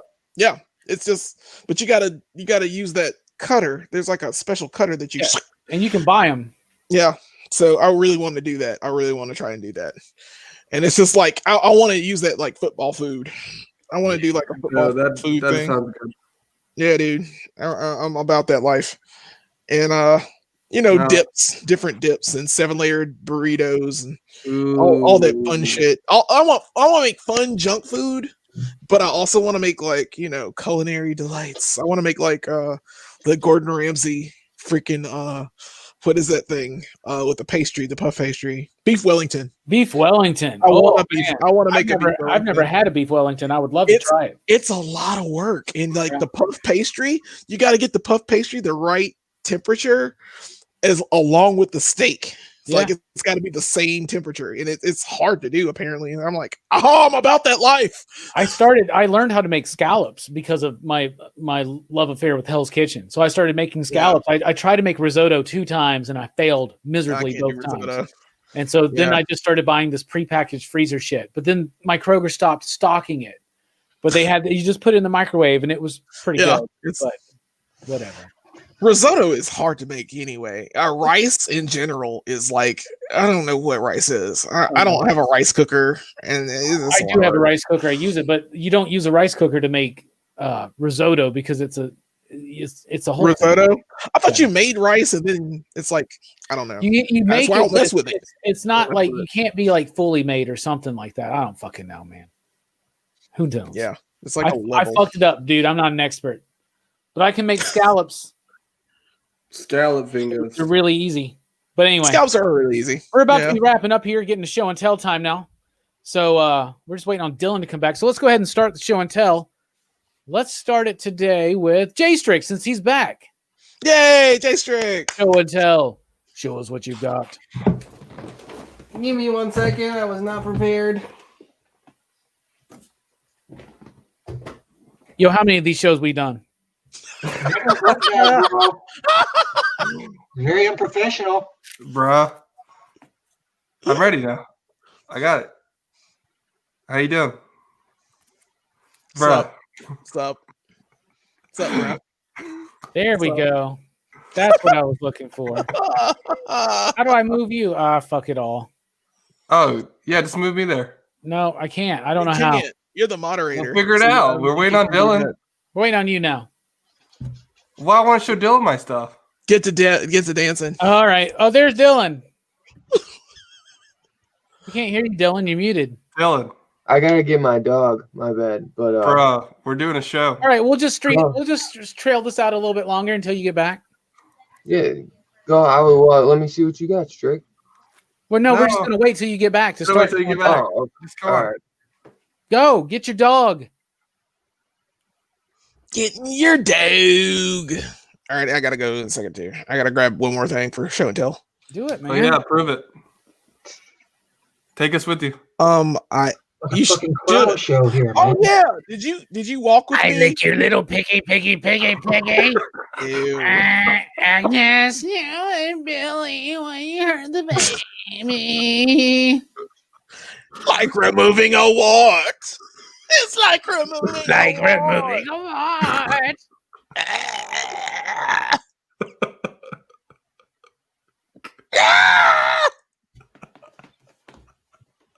Hide behind your little pictures, you cowards. It's fellatio. It's the new exchange. Oh my god. A new exchange. Fellatio. Garbage day. Garbage day. What? No. Oh my god. That's how we kill time here. Guys are fucking Here's something interesting about the Black Christmas Blu-ray is that it also has the 2006 DVD master version on it for people that like the extra film, like not just film grain, but the crackle and shit, because it's still kind of in there and they cleaned that out. So Brooks on the second DVD with the special features, there's the movie's on there again, but it's the DVD version, which I thought was pretty interesting. Yeah. It's a little convenient, but Yeah, don't you think so? I have a small show and tell tonight because I think we need to we don't need to be like trailing out 20 things like Jelani does sometimes, or I'll do often. yeah, I'm about to say you're like the leader of that. I know, man. You're right. Trailing off? Is that what you're talking smack about me while I'm gone? Really? I'm not talking about Shaq. No, man. I'm watching you, son. Brother. Tis the season. Happy Hanukkah, man. Mm. Hanukkah day 2. Hanukkah 2. Hanukkah harder. Black Hanukkah. Black Hanukkah. I'll I'm tell you pretty- one thing. I'm pre-opening a toy so I don't get caught on camera. Last job. year when that Black Christmas remake kept coming out, I kept seeing commercials for it over and over on my YouTube and shit. Mhm. I guess because I watch a lot of horror related content. But Huh. the guy who did the narration on the trailer used to always crack me up because he seems so unenthusiastic. Because at the end of every trailer, he would just go, "Black Christmas," and it just Black Christmas. It's like he didn't even give a shit. I don't know, but they've remade that movie 2 times. Isn't that wild? No sequels, but just 2 remakes. That's crazy. That's so crazy. You guys are fucking crazy. You sequels are fucking. You remakes fucking crazy, man. I guess I gotta watch the 2006 one. Dylan If said it's good, but I'll that try. don't mean nothing, to be honest with you. It, This it guy ain't got throws no, out 5 you digs like motherfuckers, man. Hey, Dylan, what's up? What's up? I'll be Sorry, right back. I gotta take my cat out. really. Ha! .org. the cats don't need to be let out, bro. Garbage day. Hey, and then it'll be like, looking at the gun. He'll like just look at the gun and he'll be like, I'll be like, what the fuck are you doing, dude? All right, we're changing it up.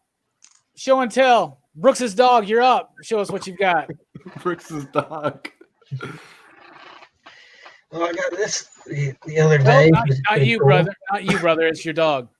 This is what I got the other. This is what this idiot brought home the other day. Oh, look at that. Snoopy. Yeah, I like it. Mike Matthews for that. Nice. Yeah, Beautiful. and like this, the movies we're about to watch. I noticed there's a certain toy in the background that I actually have. So I was like, I've got to show it off. The Jabba the Hutt. Yeah. Nice. You actually got that? Yeah.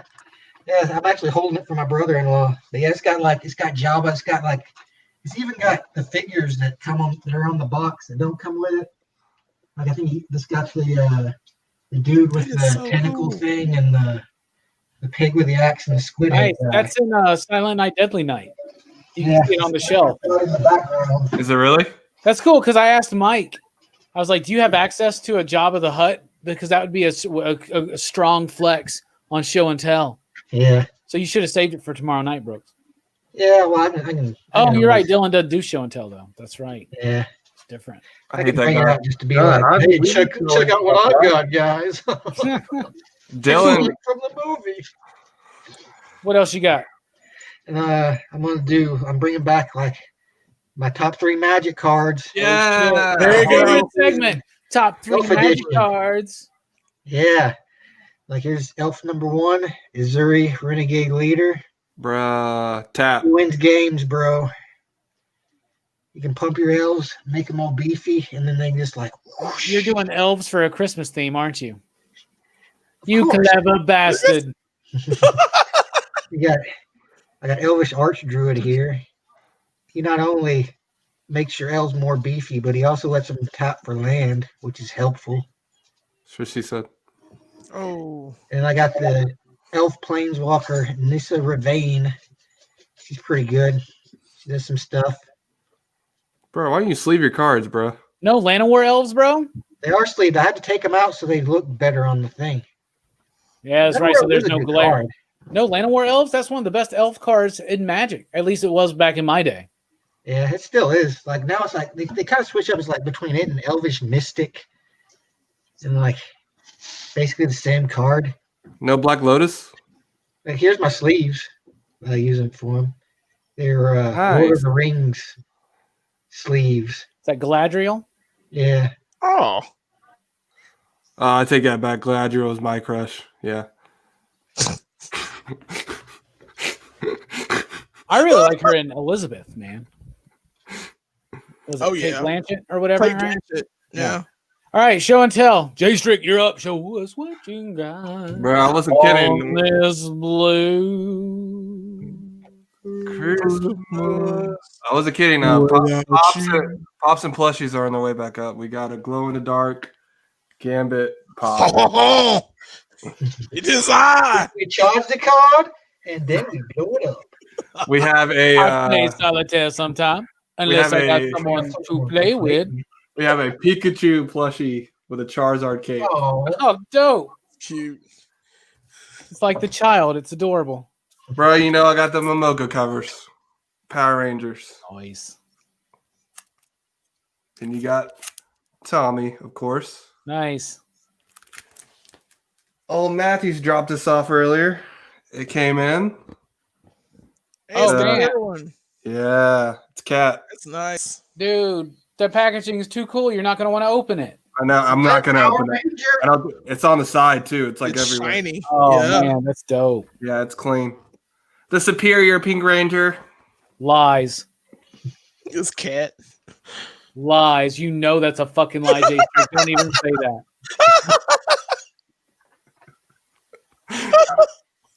Mando. Mando. You got a Mando? Yeah, Where? I'm gonna open it. At the top?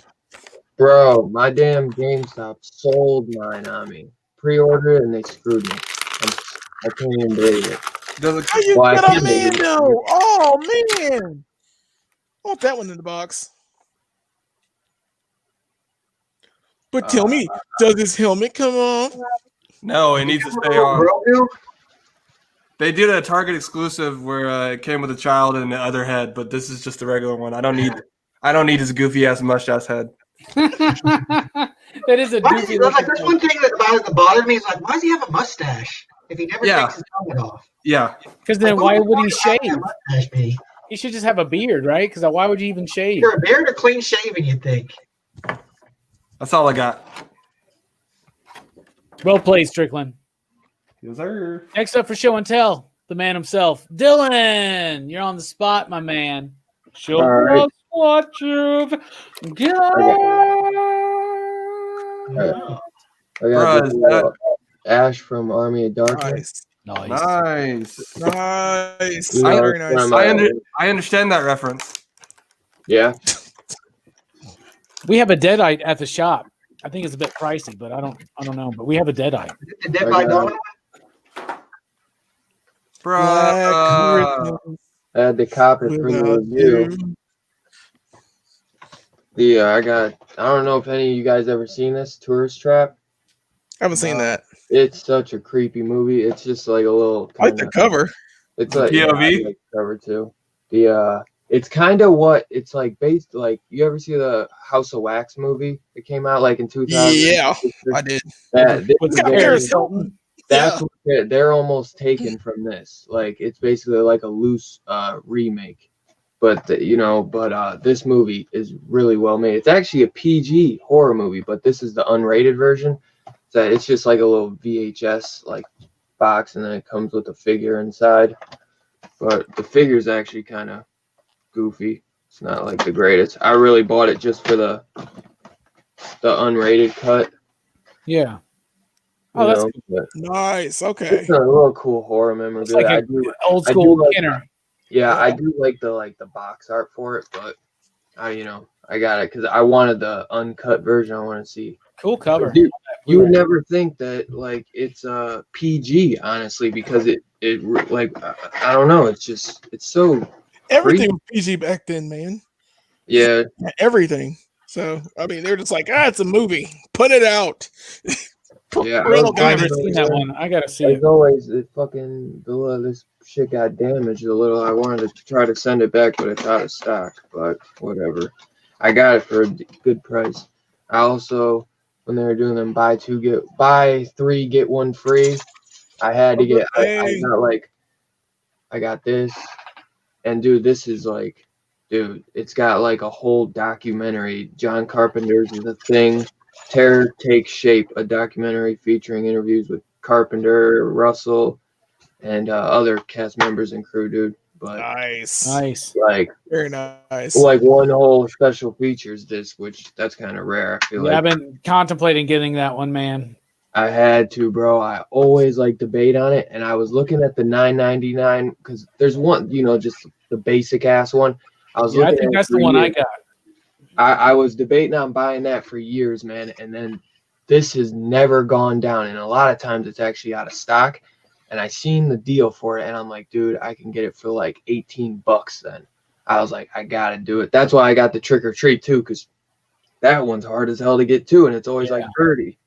And this is another Did you one. guys, dude. by the way, just hear Dylan just ramble off? That's why he's launching Dylan's horror show, January 9th, 2020. Yeah, you gotta just let me. Plug. He'll also let you know he will keep you on the Blu-ray game. We should actually have a segment, Dylan, where you're Yeah. talking about the Blu-ray deals of the week.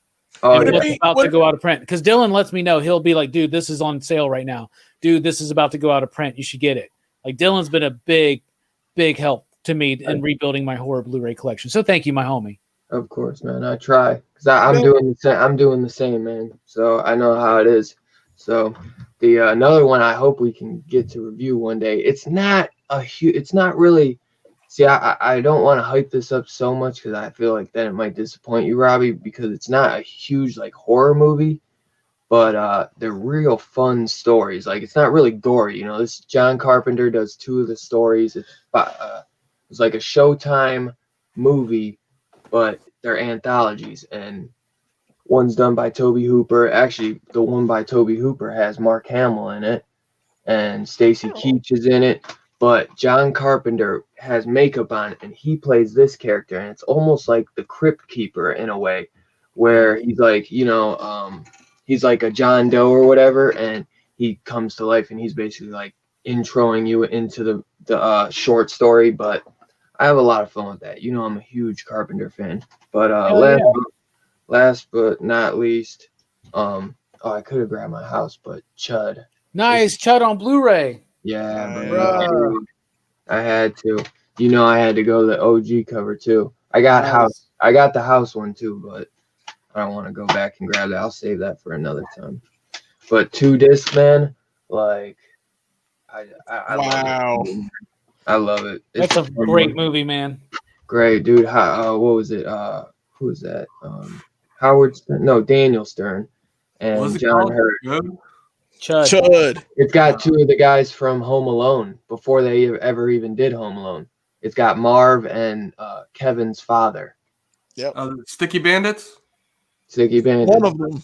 One of them. One of the Sticky Bandits. The one with The guy that was in City Yeah. Slickers. Yeah. City Slickers. We should do Bro. a double feature City Slickers review coming up. Robbie. Body bags though. This sucker has never gone down to past 30. And one day it was like $19.99, bro. And I jumped up, and like an hour later, it went back up to 30. Nice. Dylan keeps his eye on that shit, man. He really Nice to know does. that Very Jason's nice. this There's a low. lot, man. I keep finding more and more. I started trying to make a list of everything I want, you know, and I got to pay like 5-6 pages. All right. Next up, show and tell. Me, Rockin' Robbie. Dylan stole a little bit of my thunder on this one, but there's my Black Christmas. And yeah, I didn't switched it out. I didn't know you did that cover. Bro, I you thought got you were the gonna Black show the Christmas other edition? cover. I like the other cover a lot, which is Me too. I wish I had the damn slip cover so I could show the new. that one right Yeah. there. Yeah. That one's nice too. But I love one of my favorite things that they do, and Arrow does it too, where they have these reversible covers. So you can do the new art, which is great, and you can do the old school art. And I just think that's a chilling image, and it's It the is. prevalent image of the film, right? This was brand new on Blu-ray this week. I pre-ordered it months ago. I forgot about it, and then it just showed up, and I was like, "Oh shit!" Well, $15 is missing out of my bank account right now. But it was the Godfather coda with Michael Corleone. So I this is canceled mine, bro. Really, this is the recut of Godfather 3. Godfather 3. Yeah. More in line Yeah. with what Francis Ford Coppola had apparently initially wanted to do. So I'm really excited to check that out. Let me know what you think, bro. Is it It'll still be like 3 hours? I don't know, probably. I really want it because I love This was it. a gift. I'll call it my Hanukkah gift from Mike. I got that G2 Megatron. Oh wow. Damn. Bruh, look at that. I love the goofy ass paint scheme on G2 Yeah. Megatron. Slime Time Live. There's the other Megatron. He's conquered Grayskull for tonight. So they're basically the same figure, but just the cool repaint. Painted. Yeah. I like Reminds me of the paint on that. 90s. That's cool. Yeah, dude, it's super cool. I fucking love it, dude. So, Mike, Wow. thank you so much. And also, I got my Christmas present from Brooks already. Look what my man got me. Hey. Heroic Pitier of Fools. Look how Yes. dope that is, dude. I'm Yeah, so it's pumped. awesome. I have I'm- jumped. I haven't jumped on any single one of these WWE Masters of the You Universe need figures. to. No, I don't. But I had to get a Mr. T, and Brooks got it for me. So thank you, my homie. I love you, Brooks. I'm glad you found Station. it. Yeah, station. I want the champ. Paul Edwards is giving me one tomorrow. I can't wait. Nice. Can't wait. Speaking Rich of can't Dad. wait, I can't wait for Jelani show and tell. Show us what you've got. All right, this is my fuck Target section. Fuck Target. This everything that I show and tell I got from Target and had to work hard to get. So here we are. So first, we will go with Rogue. Hey. I got the Rogue in the box, and she looks amazing because they got her face right finally, and that's the They right did. coloring and everything. They I did. got 2 of these, one to rock, one to stock, so she's already up on the wall. But at the same time, I had to get one in the box, and this is what I'm showing. And of course, I couldn't get her without getting him, My man. and so I had to get Gambit He too. looks clean. He looks clean too because his head or his hair looks a lot better, and his card, the Dude, cards, that's the better than the new original. one. That's like the new one, just in the old box. yeah, Yes. it's just like that. Yes. It's a 5-inch Correct. figure. Yo, Yeah, I love them. Enchanté. And then I got this one I got out of the box. So that's the Cyborg Spider-Man. Hey. Yeah, that's awesome. I have Whoa. him standing by. I have him standing by the Deathlock, in the cool pose in my Spider-Man section. But I love the arm. I love the articulation and everything in the detail of the arm. Jesus Christ, it's crazy. But I love Dude, this. Also a Target exclusive. Oh, these screws. you and Brooks, bro, are like the king of articulation. Yeah, dude, you gotta have listen. You gotta have things moving, man. Move, to put them in poses. Yes, bro. I want that so bad. Thomas Oh Wayne. my god. I I love that. love this figure. I love everything about it. I love this gun. Batman's never used guns. Yeah, this is his Dude, father, so yes, He he looks does so use awesome. guns. And he's got ankle pivot. It's amazing. His articulation. Batman is doesn't great. kill. Yeah, this one totally Well, kills. this one does. This one I'll tell you kills what, and the does all the fun stuff. articulation on this Godfather Blu-ray is really good. I'm sure it is. What are you? Especially What that is it? Argento cut. Especially that Argento cut. What are you And on? then I finally got these out of the box. When I got my big screen TV, I decided to get these out of the box. And I'm keeping them in jet mode because the jets are clean. I mean, it's okay. Yeah, they are. But They look good pulled out too because they They're each have like different facial features. different It's really facial. Yeah, Yeah. they do. These are the best Transformers I've ever owned, like from this line. Dude, my this Sandstorm line. came in, bro. My Really? Sandstorm came in. I gotta yeah. get mine. Oh yeah, I gotta get mine. And then finally, I'm gonna piggyback off of J Strick What you got? and You got show Amanda? you this Mando. This is the Target exclusive Mando Battle of the Mandalorians with that tonight stupid hair. on PCP Plus. Bro, look at this Yeah. chode. Look at this chode face. I mean, I hate that face. I hate the face. It's garbage, but it's the ultimate version. He comes with of course, That would be the one I would want though. A Oh, removable helmet, know, and it comes man. with Yeah. it comes with Grogu, right? Yeah, that would be the one. Grogu. Bro, did that's you just the call him ultimate. Goku? Grogu. Grogu. I had pre-ordered the OG one, and then I was like, I don't need the Target one. Then I missed both of them. I got. Man, I I had to Story wake of your up life, at 6 Dylan. in the I morning. think that's I had the to wake one up that I in would the get morning the for these. Target. I should have went with the Target though to begin with. Honestly, I don't know why I didn't. I woke up at 6 in the morning, got there when they opened at 7. They only Yeah. had 6 left, and this is the hardest one to get. This is the hardest devil Yeah. figure to ever get. I am so pissed that I had to wake up at 6 in the morning to get this, but it was worth it. Are you And okay? yeah, I'm fine. Fuck Target though. Fuck Target. I know, dude. Fuck Target. All of these, by the way, everything I showed was a Target exclusive. Everything So was money you gave to hard. Target. Money you gave to Target. Money I had to give to Target to get Yeah. stuff. So, Yeah, you rushing out to Target at 6 in the morning is really giving the finger to Target there, buddy. I gotta get to Target, or I'll never get this. I'll never get this.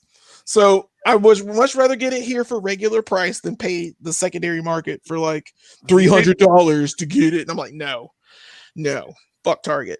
So I'm just gonna do it. All right. But there you go. Here's my show and tell. Nice show and tells, everybody. Oh, I forgot one. I did just recently get this from Mike too. This is a Mario 3 Happy Meal toy. Oh, cool. Oh, that's cool. Cool. Bro, is that first edition? Yes, That's the NBC TV show. first edition, but not in the packaging. Nice. There you go. Anyway, thank you everybody for watching this video tonight, which started off as a Black Christmas movie review and then ended up into PCP Backchat, which we had a lot of fun. Dylan, thank you Generated for into our normal bullshit. Yep, Dylan, thank you for joining us. Why don't you tell everybody about tomorrow night, Silent Night, Deadly Night, all that stuff, and final thoughts? Thanks for having me, dude. This was fun as hell as always, man. Yeah, tomorrow night, Silent Night, Deadly Night, part 1 and 2, double feature with the PCP crew. 9 p.m. Eastern. Yeah, man. Make sure you guys come and hang out, because the first one, I know is probably gonna be the one we talk about, but I have a feeling we'll be talking about the second one for quite some time, and that's gonna be I'm not ready to watch it. a lot of fun, man. You know it. Yeah, You know it, brother. it's gonna be fun as always, man. So make sure you guys come and hang out, and then what is it? The week after we do the other reviews too. So no matter what we do, next couple weeks we got some good movie reviews coming. Some great Christmas movies, because we've been covering horror a lot, so we're switching to Christmas. So thank you, Dylan, for being here. Jelani, thanks for being here. Final thoughts? Yeah, man. Happy to be here as usual. I'll start how I began. Fellatio. All right, Jay Strick, thank you for being here. Final thoughts? And I'll start how I end it. Station. Station. Brooks, thank you for being here. Final thoughts? No thoughts for me. I'm all out. All right. I'm Rockin' Robbie Bills on behalf of everybody. Station, thank you so much for being here. PCP Army, be back next week for Gremlins, but tomorrow night for Silent Night, Deadly Night, 1 and 2 on Dylan's channel. But Gremlins next week here at PCP for PCP Live Movie Night, Christmas Fest. We're out. Dippin' Dots. Y'all keep reading. Thanks for